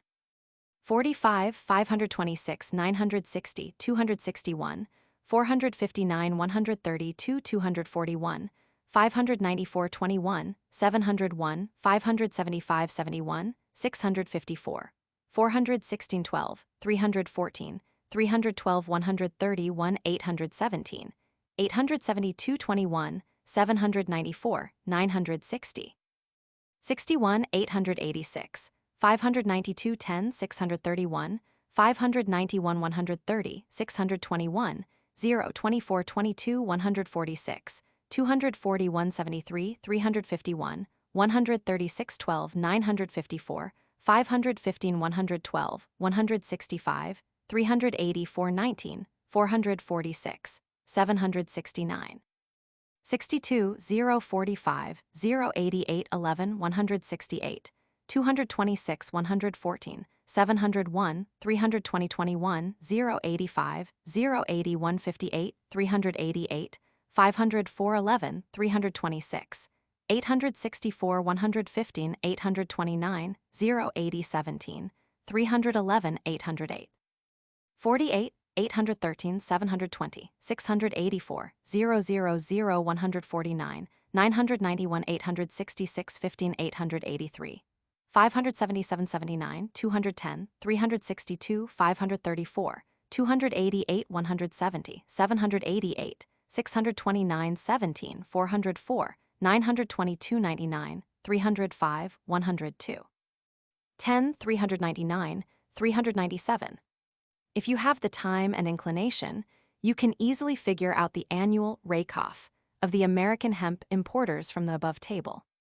For instance, take the last year, 1910, 99,305,102 kilos at 75 cents per 100 kilos is $744,788.26, which is more than 4% of $17,404,922, the total value of the hemp crop of the archipelago for that year. Add this $744,788.26 to the $3,384,183.6, shown by the above table of refundable duties collected from 1902 to 1909 inclusive, and you have over $4 million rebates accruing to American importers of Manila hemp from 1902 to 1910 inclusive. In his remarks on Section 13 of the Payne Law of 1909, above set forth, in the House of Representatives, May 13, 1909, Hon. Oscar W. Underwood said in part, "When you put a tax on your people for engaging in export trade, to that extent you lessen their ability to successfully meet their foreign competitor and reduce the territory in which they can successfully dispose of their surplus products abroad." Our forefathers, in writing the Constitution of the United States, recognizing the false principle on which an export tax was based, put it in the fundamental law of our land that the United States government should not lay export taxes. If we enact this law, we write into the statute book for the Philippine Islands legislation which is little short of barbarous, legislation that no government in the civilized world except Turkey and Persia and other second-class nations countenance today. But the hemp interests won out and the section was adopted. In an argument for the repeal of the export tax, delivered in the House of Representatives August 19, 1911, the Philippine delegate Hun. Manuel L.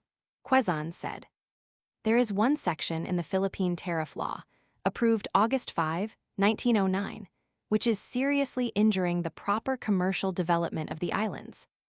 Of course, the earnestness with which Mr. Quezon pleaded his cause may be imagined from the circumstance that, as he says, he is continually advised by letters from his people, and verily believes that if the export tax is not taken off soon, the Philippine hemp industry will be entirely destroyed, and the hemp farmers will have to take to raising something else in lieu of hemp, because the present prices hardly permit them to live.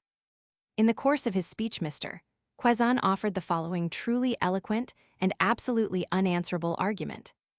Although it has been decided by the Supreme Court of the United States that the provisions of the Constitution are not in force in the Philippines, I have serious doubts as to whether said decision also meant that this government has the power to enact laws for the islands which are expressly prohibited by the Constitution in the United States. It is through the courtesy of Mr. Quezon that such light as I may have been able to throw on the subject has been obtained. He has shown me letters from the Philippine Chamber of Commerce at Manila and other commercial organizations prophesying ruin to the Manila hemp industry in the event the export tax should continue. One of these letters is addressed to the two Philippine commissioners in Congress, Mr. Legarda and Mr. Quezon. It informs them of the hopes of the Filipinos at Manila that they Messrs. Legarda and Quezon may be successful in their campaign to get the law repealed, and that many of them, the Filipinos at Manila, feel hopeful of results in that regard. Speaking for their fellow countrymen at Manila, they say, "The optimists are of the opinion that the matter being in such good hands as yours will be carried to a successful conclusion." Then they give the darker side of the picture thus. But the representatives at this capital of the famous syndicate, the International Harvester Company, are of the opinion that we will be able to accomplish nothing, and theirs is an opinion to which great weight should be attached, because the vast interests which that concern represents can set in motion powerful influences to keep the present law as it is, since it concerns their interest to do so. Mr. Quezon has also shown me a letter written to him, March 30, 1911, by his and my warm personal friend, Hun.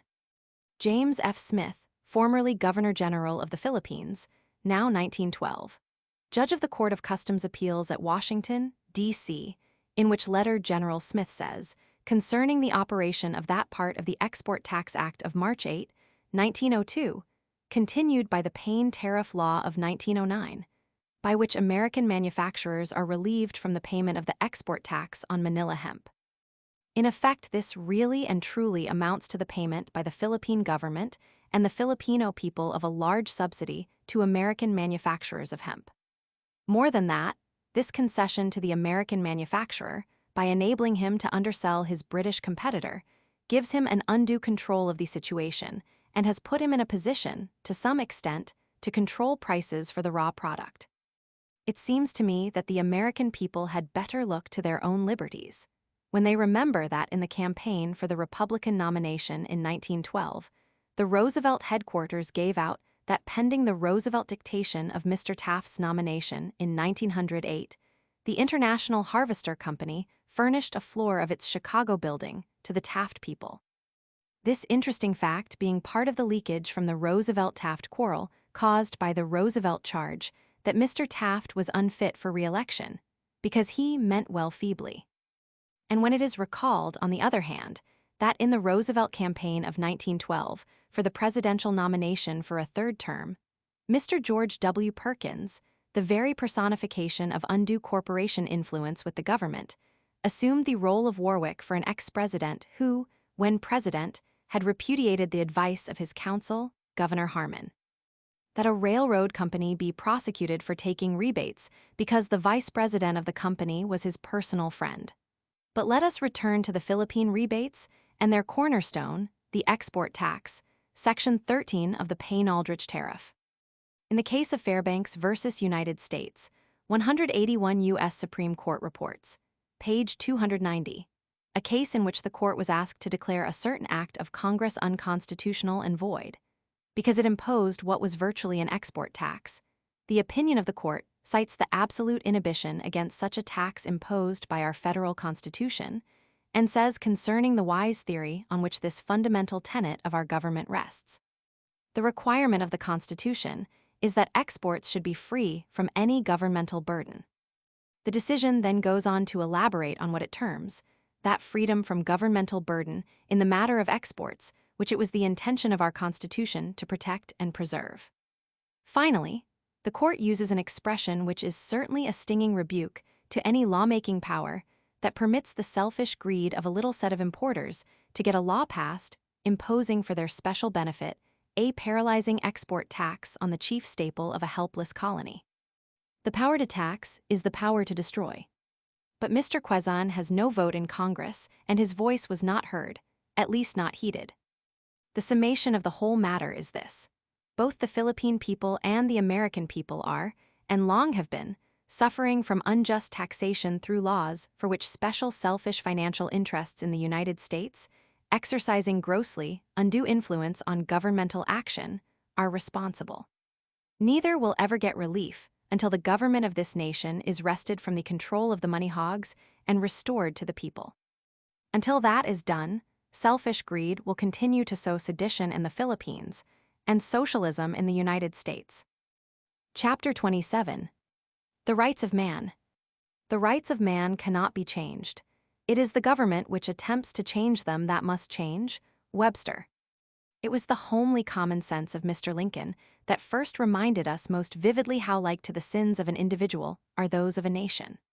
To the Southern man who admires Mr. Lincoln as one of the great figures of all time, he seems like a great physician, who, with malice toward none and with charity for all, kept vigil for 4 years at the bedside of a sick nation, through all the long agony of its efforts to throw off from its system the inherited curse of slavery. Of course, human slavery was a relic of barbarism, but in fixing the rights of man, the founders of the Republic actually overlooked the fact that a Negro was a human being. So that, vast property rights having accrued pursuant to that mistake, the march of progress had to wipe them out, no matter whom it hurt financially. The enormity of the iniquity of human slavery did not dawn suddenly and exclusively upon William Lloyd Garrison. He is not the sole, original inventor and patentee of the idea. Lord Macaulay's father was doing the same sort of agitating in England about the same time. Westminster Abbey has its monument to the elder Macaulay, just as Commonwealth Avenue has its monument to the elder Garrison. Simultaneous like stirrings occurred elsewhere throughout Christendom.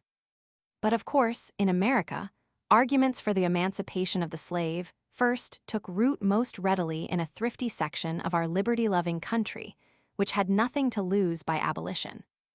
John Quincy Adams once said that our government was an experiment upon the heart of man. It is because this government of the people by the people for the people was a deliberate and thoughtful attempt upon the part of its founders to apply the Golden Rule as a doctrine of international and interindividual law, that we believe our form of government is the last hope of mankind. It is, as we conceive it, the voice of humanity raised in protest against the proposition that might makes right. It is, as we conceive it, a government which entered the lists of the nations as the champion of the human mind, in the great struggle of mind for the mastery over matter, the world-old struggle between good and evil, light and darkness. Our government, like everything else, must follow the law of its being or die. Its first great sin in violation of the rights of man was due to heredity. We inherited the institution of slavery, the governmental exception to the rule that all men are created with equal right to life, liberty, and the pursuit of happiness. This was a sin against human liberty, one of the unalienable rights of man, upon which the Republic purported to be builded. The consequences of that sin are still with us, but except for the occasional bloody shirt waver, whose intellectual resources are not sufficient to provide him with a live issue, we are meeting those consequences, as a nation, bravely, and with the mutual forbearance born of the fact that none are wholly free from responsibility for present difficulties. Our second great national sin was a yielding to the temptation of the environment which arose, unforeseen, after a splendid war waged for the rights of man against Spain in Cuba. The Philippine War was waged to subjugate the Filipino people, because Mr. McKinley believed it would be financially profitable to us to own the islands, and in the face of the fact that the only thing he knew officially about the Filipino people was that Admiral Dewey thought them superior to the Cubans and more capable of self-government. The war in the Philippines was, therefore, a war against the rights of man. Nowhere in any state paper has any American statesman, soldier, or sailor had the temerity to invoke the name of God in connection with the retention of the Philippine Islands. Nowhere in any American state paper connected with the Philippines is there any reference to a decent respect to the opinions of mankind. The sin of our Philippine policy is that it is a denial of the right of a people to pursue happiness in their own way instead of in somebody else's way. It is a denial of the very principles in maintenance of which we went to war against Spain to free Cuba, as we had previously gone to war against England to free ourselves. Now the reason the nation blundered into taking the Philippines was that it believed the Filipinos to be not a people, but a jumble of savage tribes. But the reason the men who controlled the action of the government at the time took the Philippines was because they believed they would pay. Nevertheless, there was a sufficient number of our fellow citizens controlled, some by altruistic motives and some by sordid motives to cause the nation to follow the lead of those then in control. If the men then in control had taken the people into their confidence, the blunder would never have been made.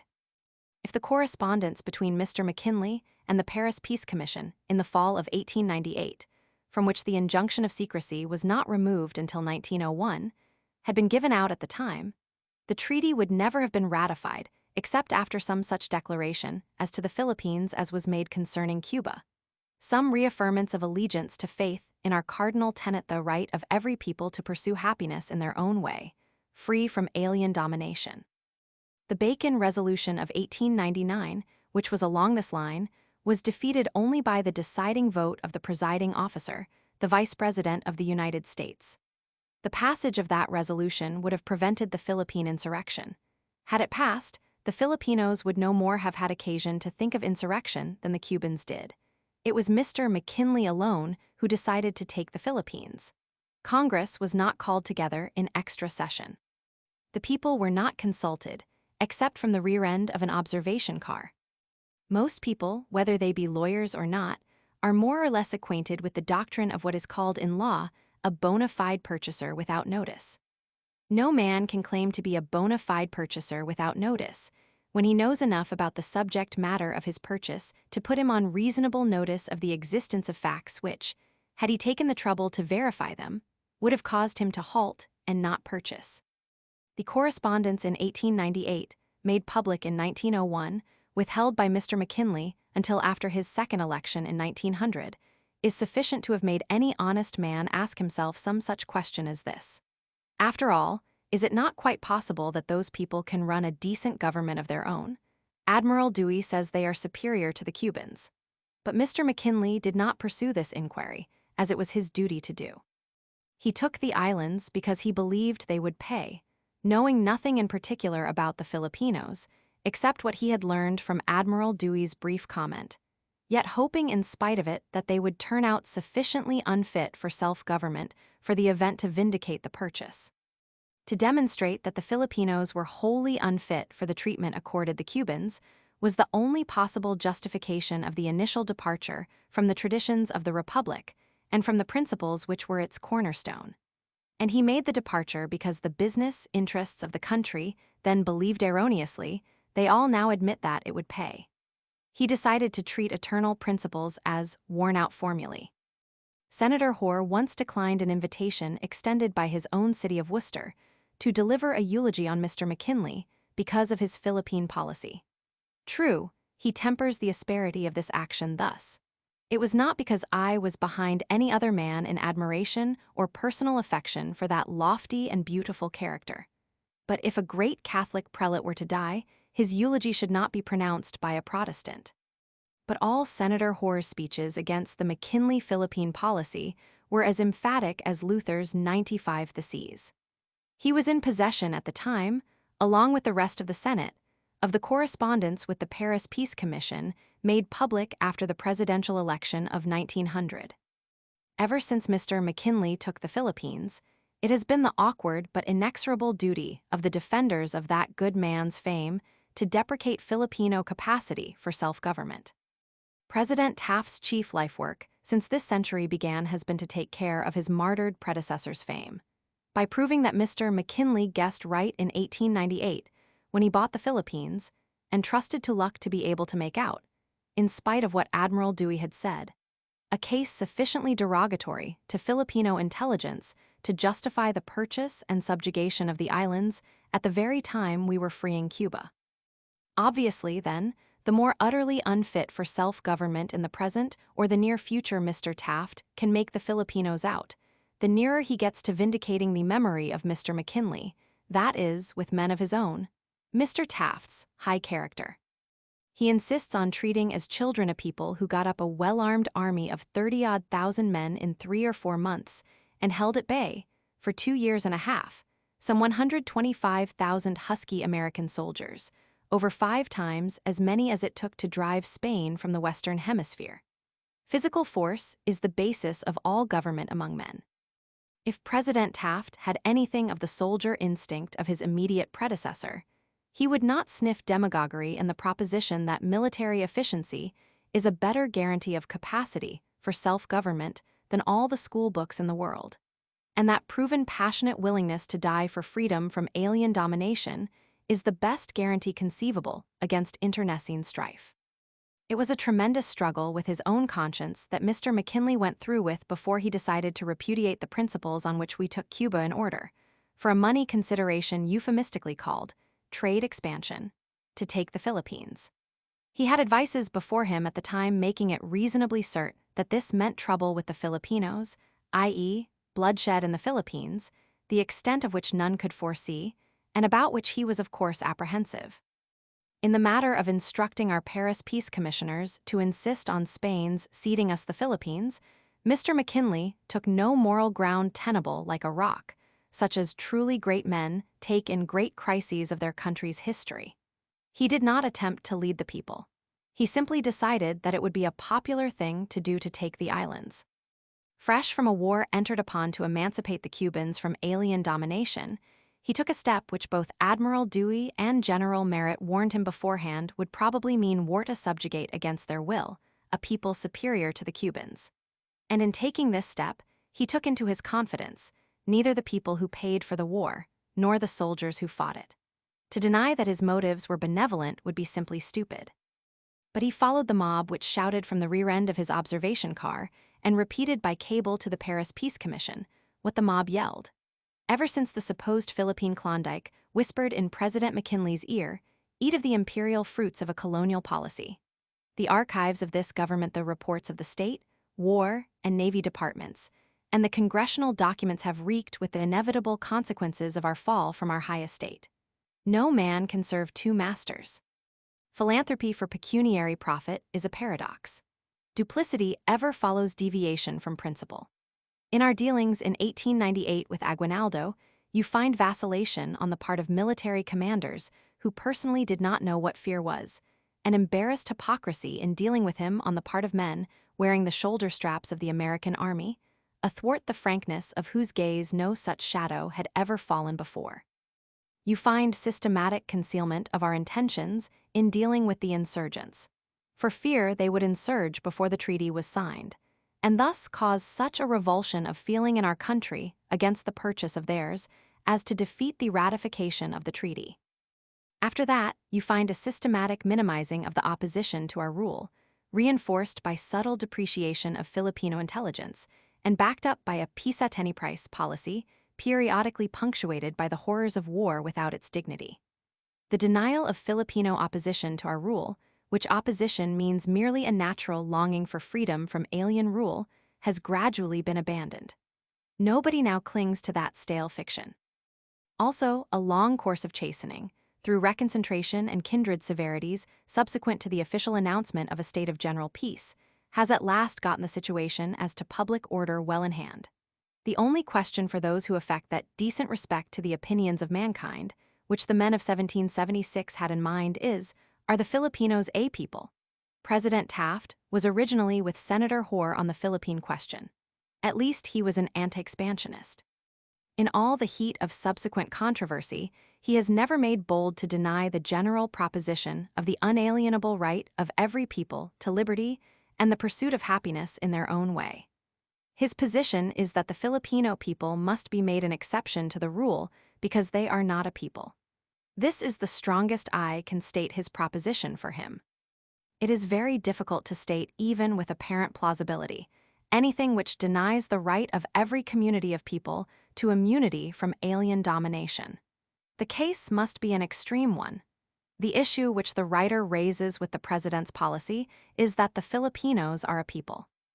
I know of no graver responsibility that an American statesman can take upon himself before the bar of history than to deny the right of any given people to self-government.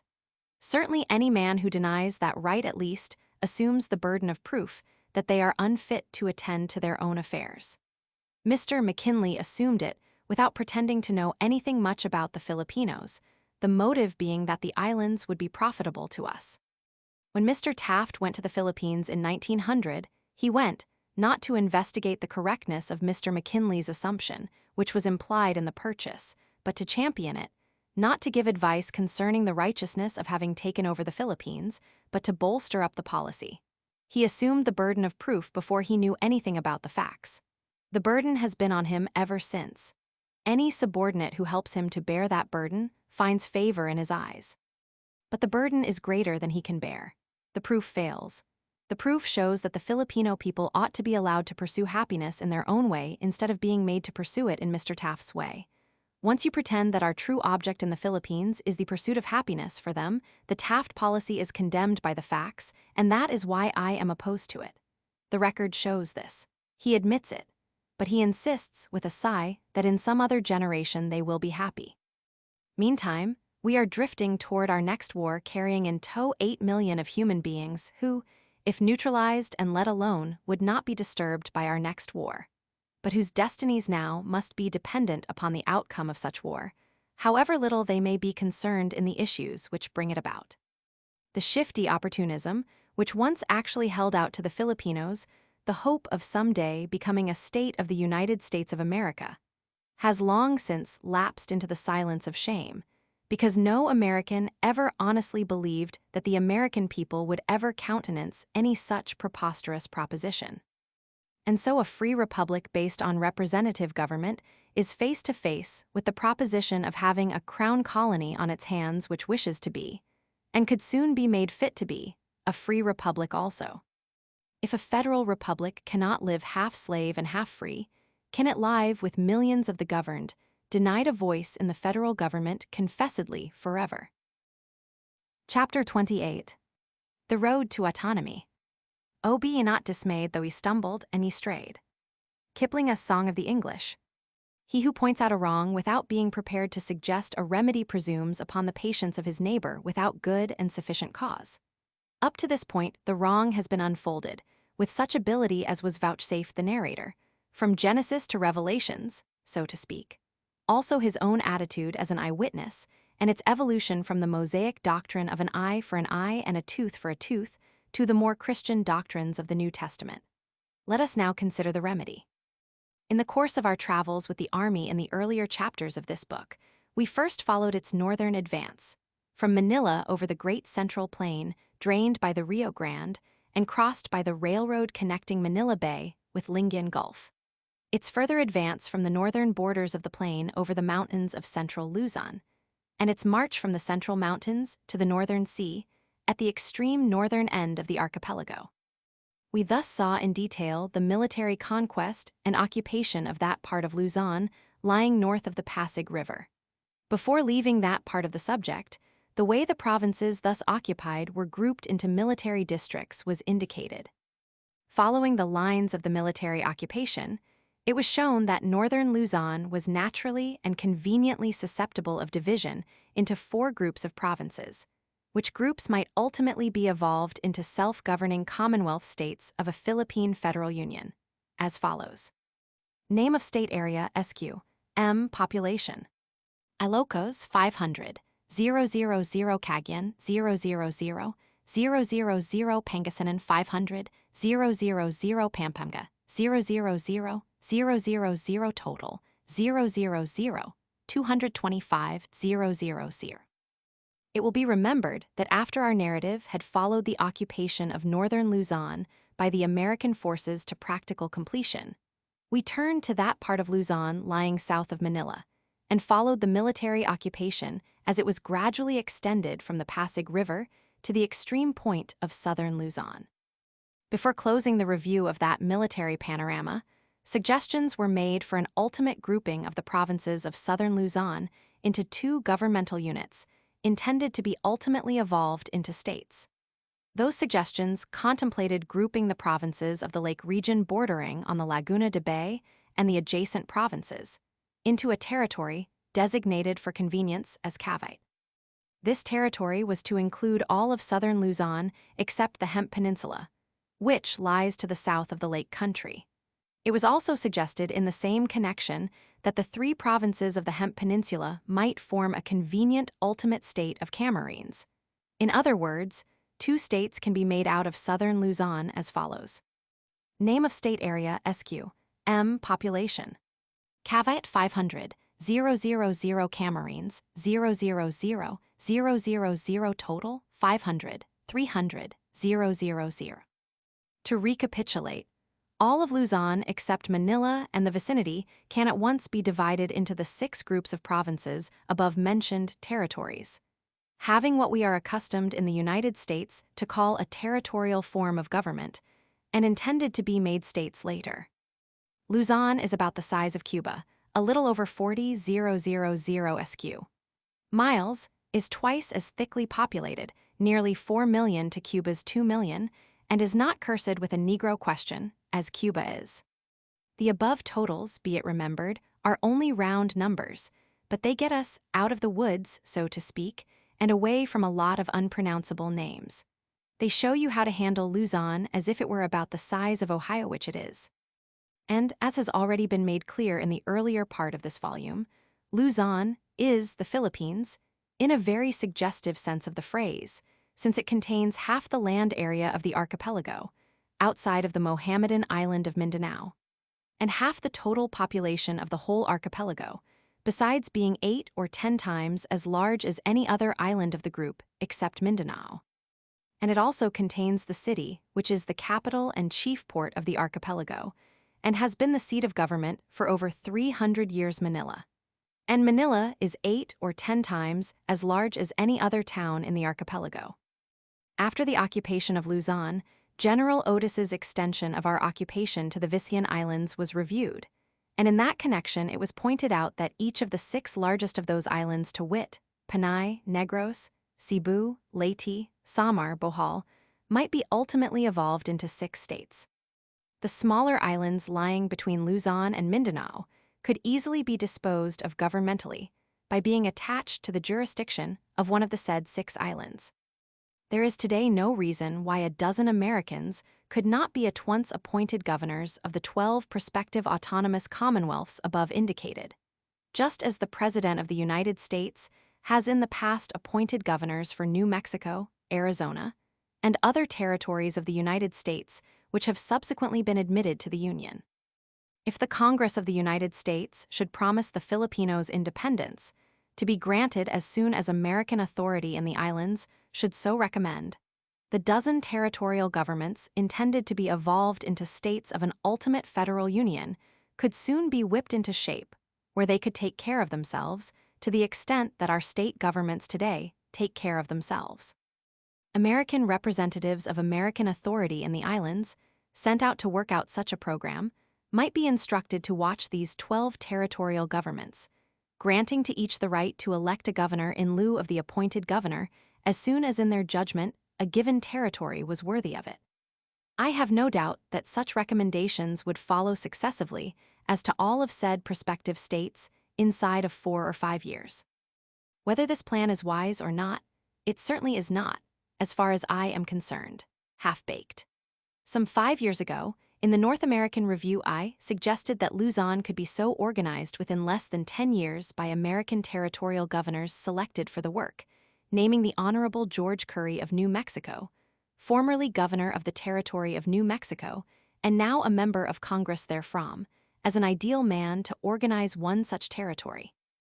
It is true that there are not 11 other men as well qualified for the work as Governor Curry. In fact, he is probably better qualified for the work than any man living. The language used as to Governor Curry in the North American Review article referred to was as follows. If the inhabitants of these regions were told by a man whom they liked and would believe, as they would Curry, that they were to have autonomous governments like one of the western territories of the United States at the very earliest possible moment, and urged to get ready for it, they could and would under his guidance. We would get a cooperation from those people we do not now get and never will get, so long as we keep them in uncertainty as to what we are going to do with them. If next year we should formally disclaim intention to retain the islands permanently, and set to work to create autonomous territories destined ultimately to be states of a federated Philippine republic, whenever fit, we would soon see the way out of this tangle, and behold the beginning of the end of it. Whenever the 12 territorial governments should be got into smooth working order under elected native governors, the Philippine archipelago would then be nearly ready for independence, so far as its internal affairs are concerned. The danger of their being annexed on the first pretext by some one of the great land-grabbing powers should be met by our guaranteeing them their independence, as we do Cuba, until they could be protected by neutralization treaties, such as protect Belgium and Switzerland today, as explained in the chapter which follows this. Powers not specifically granted to the several states in embryo should, of course, until the final grant of independence, be reserved to the central government at Manila. Manila and Rizal Province would be available at almost any time as a 13th state, so that when the 12 states above suggested had shown themselves capable of local self-government, Manila and Rizal Province might be added to make the final one of 13 original states of a Philippine republic. Any American who has seen a Filipino pueblo transformed, as if by magic, from listless apathy to a state of buzzing and busy enthusiasm suggestive of a beehive, by preparations for some church fiesta, or for the coming of some dignitary from Manila, has seen something analogous to what would happen if the Filipino body politic should suddenly be electrified by a promise of independence under some such program as the above. A generous rivalry would at once ensue all over the archipelago in each of the 12 prospective states. Each would seek to be the first to be recommended by American authority as ready for statehood. I do not believe the annals of national experience contain any analogy where every member of a given community has rallied to a common cause more completely than the whole Filipino people would rally to such a prospective program of independence. The unanimity would be as absolute as the kind we saw among the American people at the outbreak of the Spanish War, when Congress one fine morning placed $50 million at the disposal of President McKinley by a unanimous vote. I especially invite attention to the fact that the above program throws away nothing that has been done by us in the islands in the last 12 years in the way of organization. It simply takes it and builds upon it. Congress should not attempt to work out the details from this end of the line. We should send men out there from here to work them out, with local cooperation from the leading Filipinos. Men animated by the idea of working out a program under which the living may hope to see the independence of their country should be sent out to take the place of the men now there, who are irrevocably committed to the program of indefinite retention with undeclared intention, which holds out no hope to the living. It is not wise to arrange the details of the program by act of Congress without a year or two of study of the situation by such men on the ground. An act of Congress which goes into details before getting the recommendations of such men will inevitably set up a lot of straw men easy for the other side to knock down. All you need is a program, sanctioned by Congress, containing a promise of independence, and men sent out to the islands to work out the program. They would report back from time to time, and the Congress by whose authority they went out would have no hesitation in being guided by their recommendations. If unpatriotic greed for office among the Filipinos, or other opposition animated by evil motives, should block the game, your Americans so sent out would have to recommend the calling of a halt. This ever-present shadow in the background would in turn throw the shadow of ostracism over all demagogues. Meantime, the Filipinos should be given a Senate or upper house, in which the 13 prospective states should be represented by 2 men, the bill therefore to be framed out there and sent back here to Congress for approval. This would give them, under the plan here suggested, as soon as the Americans sent out should so recommend, a Senate of 26 members. At present, if the native assembly, or lower house, does not pass the annual appropriations necessary to run the government, the Appropriation Act of the preceding year again becomes law. At present, the upper house is the Philippine Commission. By withholding its consent, it can prevent any legislation whatsoever. So, at present, the Assembly is little more than a debating society. All questions as to appropriations, veto of legislation, and other details, in the event the Filipinos are given a Senate also, should be left to be fixed in the bill recommended by the men sent out to work out the program of promise. On March 20, 1912, Honorable W.A. Jones, the distinguished veteran congressman from Virginia, who is chairman of the Committee on Insular Affairs, introduced in the House of Representatives a bill entitled, "A Bill to Establish a Qualified Independence for the Philippines, and to fix the date when such qualified independence shall become absolute and complete." The greater part of what precedes this paragraph of this chapter was written prior to March 20, 1912. Mr. Jones's bill works out the details of the independence problem in a manner somewhat different from the plan I suggest, but that does not make me any the less heartily in favor of the principle which his bill embodies. The supreme virtue of the Jones bill is that it promises independence at a fixed date, July 4, 1921. It ends the cruel uncertainty, so unjust to both the Filipinos and to the Americans in the Philippines, that is contained in the present program of indefinite retention with undeclared intention. 5 years ago, in the North American Review for January 18 and June 21, 1907, the writer hereof expressed the belief that an earlier date was feasible thus: if 3 strong and able men, familiar with insular conditions, and still young enough to undertake the task were told by a President of the United States, by authority of the Congress, go out there and set up a respectable native government in 10 years, and then come away, they could and would do it, and that government would be a success. And one of the greatest moral victories in the annals of free government would have been written by the gentlemen concerned upon the pages of their country's history. As Mr. Jones's bill allows 4 years more of time, I believe it to be absolutely safe.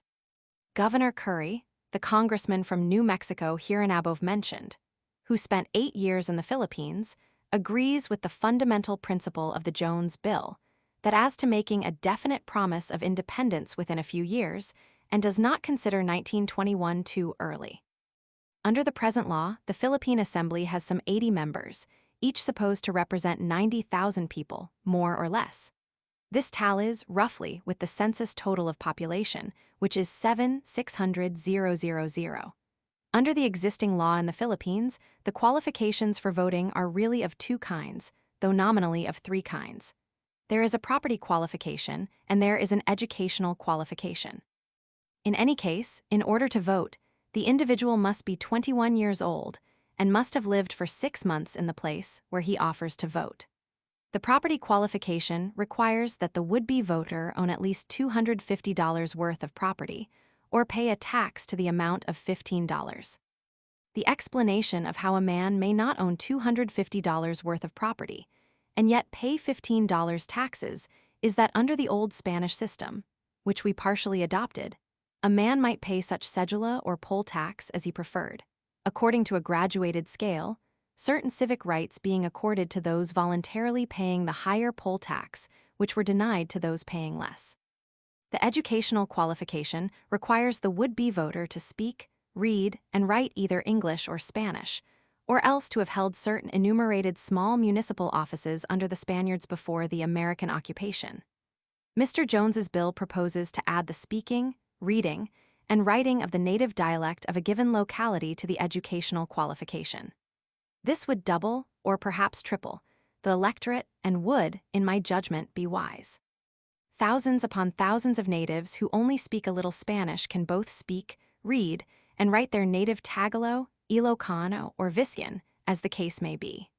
The total of those qualified to vote for members of the Assembly in 1907 was only about 100,000. At a later election, that number was doubled. If there are 7,500,000 people in the archipelago, 1/5 of these should represent the adult male population, say 1,500,000. Under Mr. Jones's bill, the electorate would probably increase to 500,000 long before the date he proposes for independence, July 4, 1921. But all such details as qualification for voting might, it seems to me, be left to people on the ground, their recommendations controlling.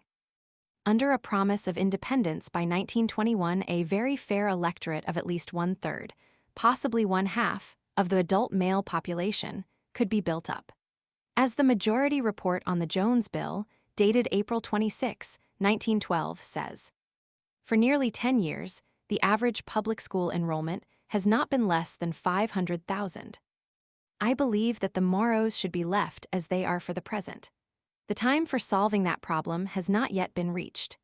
Mr. Jones himself evidently bases his idea of allowing the Moro country representation in the Philippine Congress, or legislature provided by his bill, on the probability that enough Christian people will vote down there to make up an electorate that would not be impossible, i.e., absurd. For instance, he tells me that a great many people have moved into Mindanao from the northern islands for commercial reasons, and, if I recollect correctly, that Zamboanga, the most beautiful little port in Mindanao, which hardly had 10,000 people when I was there, now has possibly 50,000. But the Moro question need not stand in the way of setting up an independent government in the Philippines in 1921, as proposed by his bill.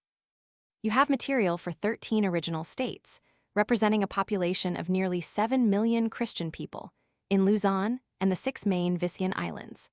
Why delay the creation of this republic on account of 250,000 semi-civilized, crudely Mohammedan Moros in Mindanao, a separate island lying off to the south of the proposed republic? A happy solution of the matter would be to send Mr. Jones out there as Governor General and let him work out the problem on the ground. He has had a long and distinguished career in the public service, 22 years in Congress. His public record and speeches on the Philippine question from the beginning would make him to the Filipinos the very incarnation of a bona fide intention on our part to give them their independence at the earliest practical moment, that is, at some time which the living might hope to see. When Governor Taft and Mr. Root drew the Philippine Government Act of 1902, the former had already been president of the Philippine Commission for 2 years, had been all over the archipelago, and knew it well. Suppose the Taft policy should be substituted by the more progressive Jones policy. Mr. Jones, or whoever is to change the policy, ought to have as much acquaintance with the subject, acquired on the ground, as Mr. Taft had when he formulated his policy of indefinite retention with undeclared intention. The nucleus of the Taft policy was stated by Governor Taft to the Senate Committee in 1902 as follows. My own judgment is that the best policy, if a policy is to be declared at all, is to declare the intention of the United States to hold the islands indefinitely, until the people shall show themselves fit for self-government, under a gradually increasing popular government, when their relation to the United States, either of statehood or of quasi-independence, like the colony of Australia or Canada, can be declared after mutual conference. The policy which Mr. Jones has favored for the last 12 years is almost as well known to the Filipinos as are the views of Mr. Taft himself. In conclusion, the writer desires to say, with a special emphasis, that the suggestions outlining the plan which forms the bulk of this chapter are presented in a spirit of entire deference to the views of anyone else who may have considered this great subject carefully, especially to the views of Mr. Jones, whose bill is so entirely right in principle. The one supreme need of the situation is a definite legislative declaration which shall make clear to all concerned to the Filipino demagogue and the American grafter, as well as to the great body of the good people of both races out there, that the governing of a remote and alien people is to have no permanent place in the purposes of our national life. and that we do bona fide intend to give the Filipinos their independence at a date in the future which will interest the living, by extending to the living the hope to see the independence of their country. And the Jones Bill does that. Chapter 29. The Way Out. Respect for the perpetual neutrality of Switzerland has now taken such lodgment in the conscience of Europe that its violation would inevitably provoke a storm of indignation. M. de Martins in the Revue des Deux Mondes. On March 25, 1912, Honorable W. A. Jones, of Virginia, chairman of the House Committee on Insular Affairs, introduced a resolution, H.J. 278, proposing the neutralization of the Philippines, to accompany his Philippine Independence Bill discussed in the preceding chapter. Such a resolution, accompanying such a bill, both introduced by one of the majority leaders in the House of Representatives, lifts the question of Philippine neutralization out of the region of the academic, and brings it forward as a thing which must, sooner or later, command the serious consideration both of Congress and the country. There have been many such resolutions before that of Mr. Jones, but they are all the same in principle. All contemplate our guaranteeing the Filipinos their independence until the treaties they propose shall be consummated. In 1911, there were at least 9 such resolutions proposing neutralization of the Philippines, introduced by the following named gentlemen, the first a Republican, the rest Democrats: Mr. McCall of Massachusetts, Mr. Klein of Indiana, Mr. Sabath of Illinois, Mr. Garner of Texas, Mr. Peters of Massachusetts, Mr. Martin of Colorado, Mr. Burgess of Texas, Mr. Oldfield of Arkansas, and Mr. Ferris of Oklahoma. Because the neutralization plan to provide against the Philippines being annexed by some other power, in case we ever give them their independence would, if successfully worked out, reduce by that much the possible area of war, and be a distinct step in the direction of universal peace. It is certainly worthy of careful consideration by the enlightened judgment of the Congress and the world. Mr. McCall is the father of the neutralization idea, so far as the House of Representatives is concerned, application of it to the Philippines having been first suggested at the Universal Peace Conference of 1904 by Mr. Irving Winslow of Boston. Mr. McCall has been introducing his neutralization resolution at every Congress for a number of Congresses past. The McCall Resolution, H.J. Rays 107, is the oldest and perhaps the simplest of the various pending resolutions for the neutralization of the Philippines and is typical of all. It reads, Joint Resolution, declaring the purpose of the United States to recognize the independence of the Filipino people as soon as a stable government can be established, and requesting the President to open negotiations for the neutralization of the Philippine Islands. Resolved by the Senate and House of Representatives of the United States of America in Congress, assembled, that in accordance with the principles upon which its government is founded, and which were again asserted by it at the outbreak of the war with Spain, the United States declares that the Filipino people of right ought to be free and independent, and announces its purpose to recognize their independence as soon as a stable government, republican in form, can be established by them, and thereupon to transfer to such government all its rights in the Philippine Islands upon terms which shall be reasonable and just, and to leave the sovereignty and control of their country to the Filipino people. Resolved that the President of the United States be, and he hereby is, requested to open negotiations with such foreign powers as in his opinion should be parties to the compact for the neutralization of the Philippine Islands by international agreement. If the McCall Resolution, or any one of the kindred resolutions, were passed, and complied with by the President of the United States, and accepted by the other powers, and the Filipinos were helped to organize territorial governments such as Arizona and New Mexico were before they became states, several such territories could form the nucleus about which to begin to build at once, as indicated in the chapter on the road to autonomy. A number of such territories could be made at once as completely autonomous as the governments of the territories of Arizona and New Mexico were before their admission to our Union.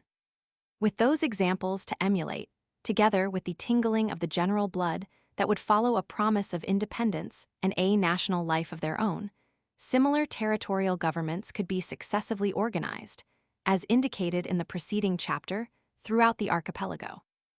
These could, in less than 10 years, be fitted for admission to a federal union of autonomous territories, with the string of our sovereignty still tied to it, and an American governor-general still over the whole, as now.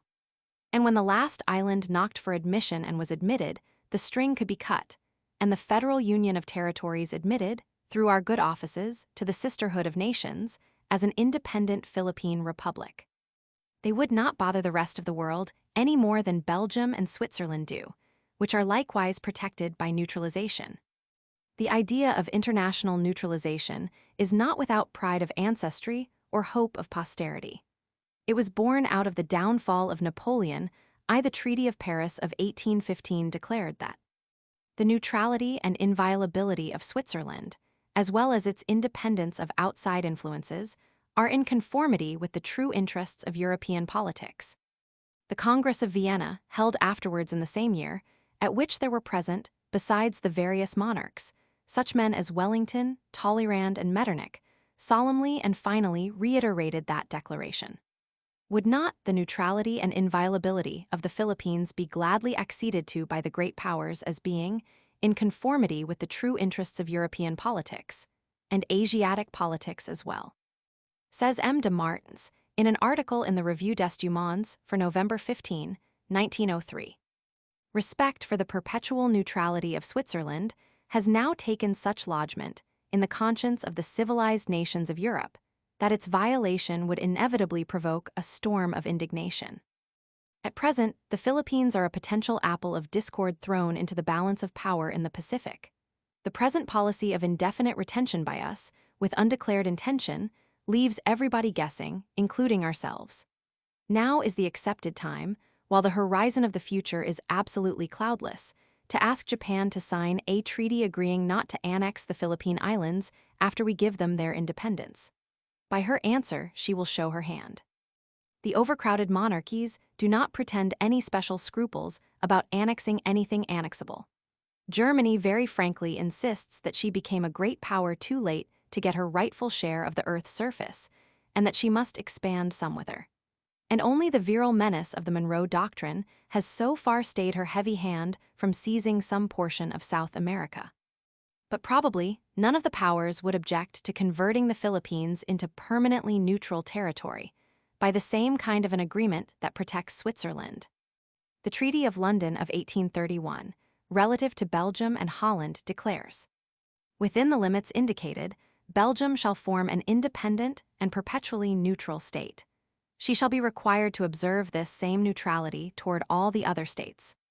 The signatories to this treaty were Great Britain, France, Austria, Prussia, and Russia. 40 years after it was made, during the Franco-Prussian War, when Belgium's neutrality was threatened by manifestations of intention on the part both of France and of Prussia to occupy some of her territory, England served notice on both parties to the conflict that if either violated the territorial integrity of Belgium, she, England, would join forces with the other.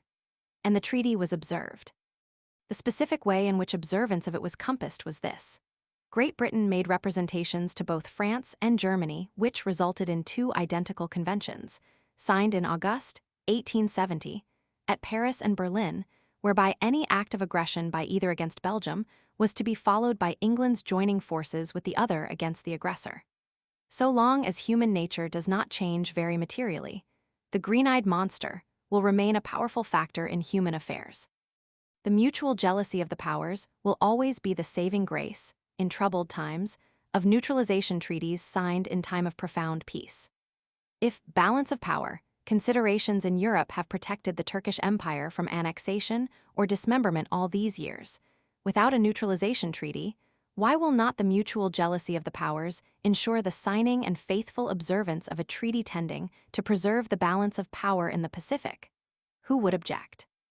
The Panama Canal is to be opened in 1913. We want South America to be a real friend to the Monroe Doctrine, which she certainly is not enthusiastic about now, and will never be while we remain wedded to the McKinley Doctrine of benevolent assimilation of unconsenting people anxious to develop, under God, along their own lines. In 1906, while Secretary of State of the United States, Mr. Root made a tour of South America. He told those people down there, at Rio Janeiro, by way of quieting their fears lest we may someday be moved to improve their condition also, through benevolent assimilation and vigorous application of the uplift, treatment. We wish for no territory except our own. We deem the independence and equal rights of the smallest and weakest member of the family of nations entitled to as much respect as those of the greatest empire, and we deem the observance of that respect the chief guarantee of the weak against the oppression of the strong.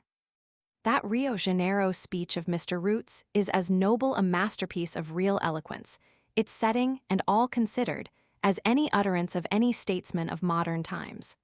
Among other things, he said, "No student of our times can fail to see that not America alone, but the whole civilized world is swinging away from its old governmental moorings and entrusting the fate of its civilization to the capacity of the popular mass to govern. By this pathway mankind is to travel, whithersoever it leads. Upon the success of this, our great undertaking, the hope of humanity depends." As Secretary of War, civilizing with a crag, Mr. Root reminds one of Cortez and Pizarro. As Secretary of State, he permits us to believe that all the great men are not dead yet. If, in making that Rio Janeiro speech, Mr. Root laid to his soul the flattering unction that the minds of his hearers did not revert dubiously to his previous grim missionary work in the Philippines, where the percentage of literacy is superior to that of more than one Latin American republic, he is very much mistaken. If he is laboring under any such delusion, let him read a book written since then by a distinguished South American publicist, called El Porvenir de la Americana Latina, The Future of Latin America. If he does not read Spanish, he can divine the contents of the book from the cartoon which adorns the title page. The cartoon represents the American eagle, flag in claw, standing on the map of North America, looking toward South America as if ready for flight, its beak bent over Panama, the shadow of its wings already darkening the northern portions of the sister continent to the south of us. To get the trade of South America, in the mighty struggle for commercial supremacy which is to follow the opening of the Panama Canal, we must win the confidence of South America. We will never do it until we do the right thing by the Filipinos. Concerning the Philippines, South America reflects that we annexed the first supposedly rich non-contiguous Spanish country we ever had a chance to annex that we had not previously solemnly vowed we would not annex. We must choose between the Monroe Doctrine of mutually respectful fraternal relation, which contemplates some 21 mutually trustful republics in the Western Hemisphere, all a unit against alien colonization here, and the McKinley Doctrine of grossly patronizing benevolent assimilation, which contemplates some 8,000,000 of people in the Eastern Hemisphere, all a unit against alien colonization.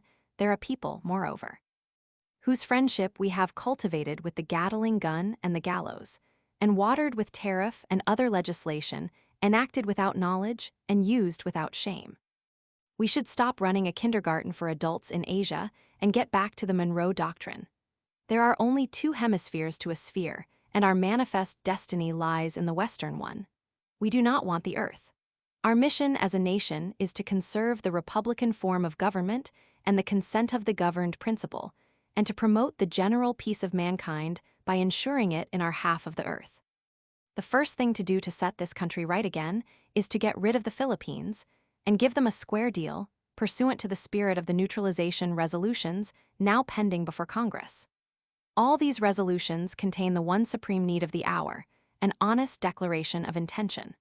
The longer we fight shy of that, the less likely we are ever to give the Filipinos their independence, and the deeper we get into the mire of mistaken philanthropy and covert exploitation. We should resume our original program of blazing out the path and making clear the way up which any nation of the earth may follow when it will. That path lies along the line of actually attempting as a nation a practical demonstration of the power of righteousness, or, in other words, the existence of an omnipotent, omniscient, benevolent good. Whether you spell it with one O or with two is not important. Shaping, guiding, and directing human affairs, such demonstration to be made through the concerted action of a self-governing people under a written constitution based on equality of opportunity and the Golden Rule. As a people we are very young yet. It is not yet written in the book of time how long this nation will survive. So far, our government is only an experiment. But, as John Quincy Adams once said, it and its constitution are an experiment upon the human heart, to see whether or not the golden rule will work in government among men.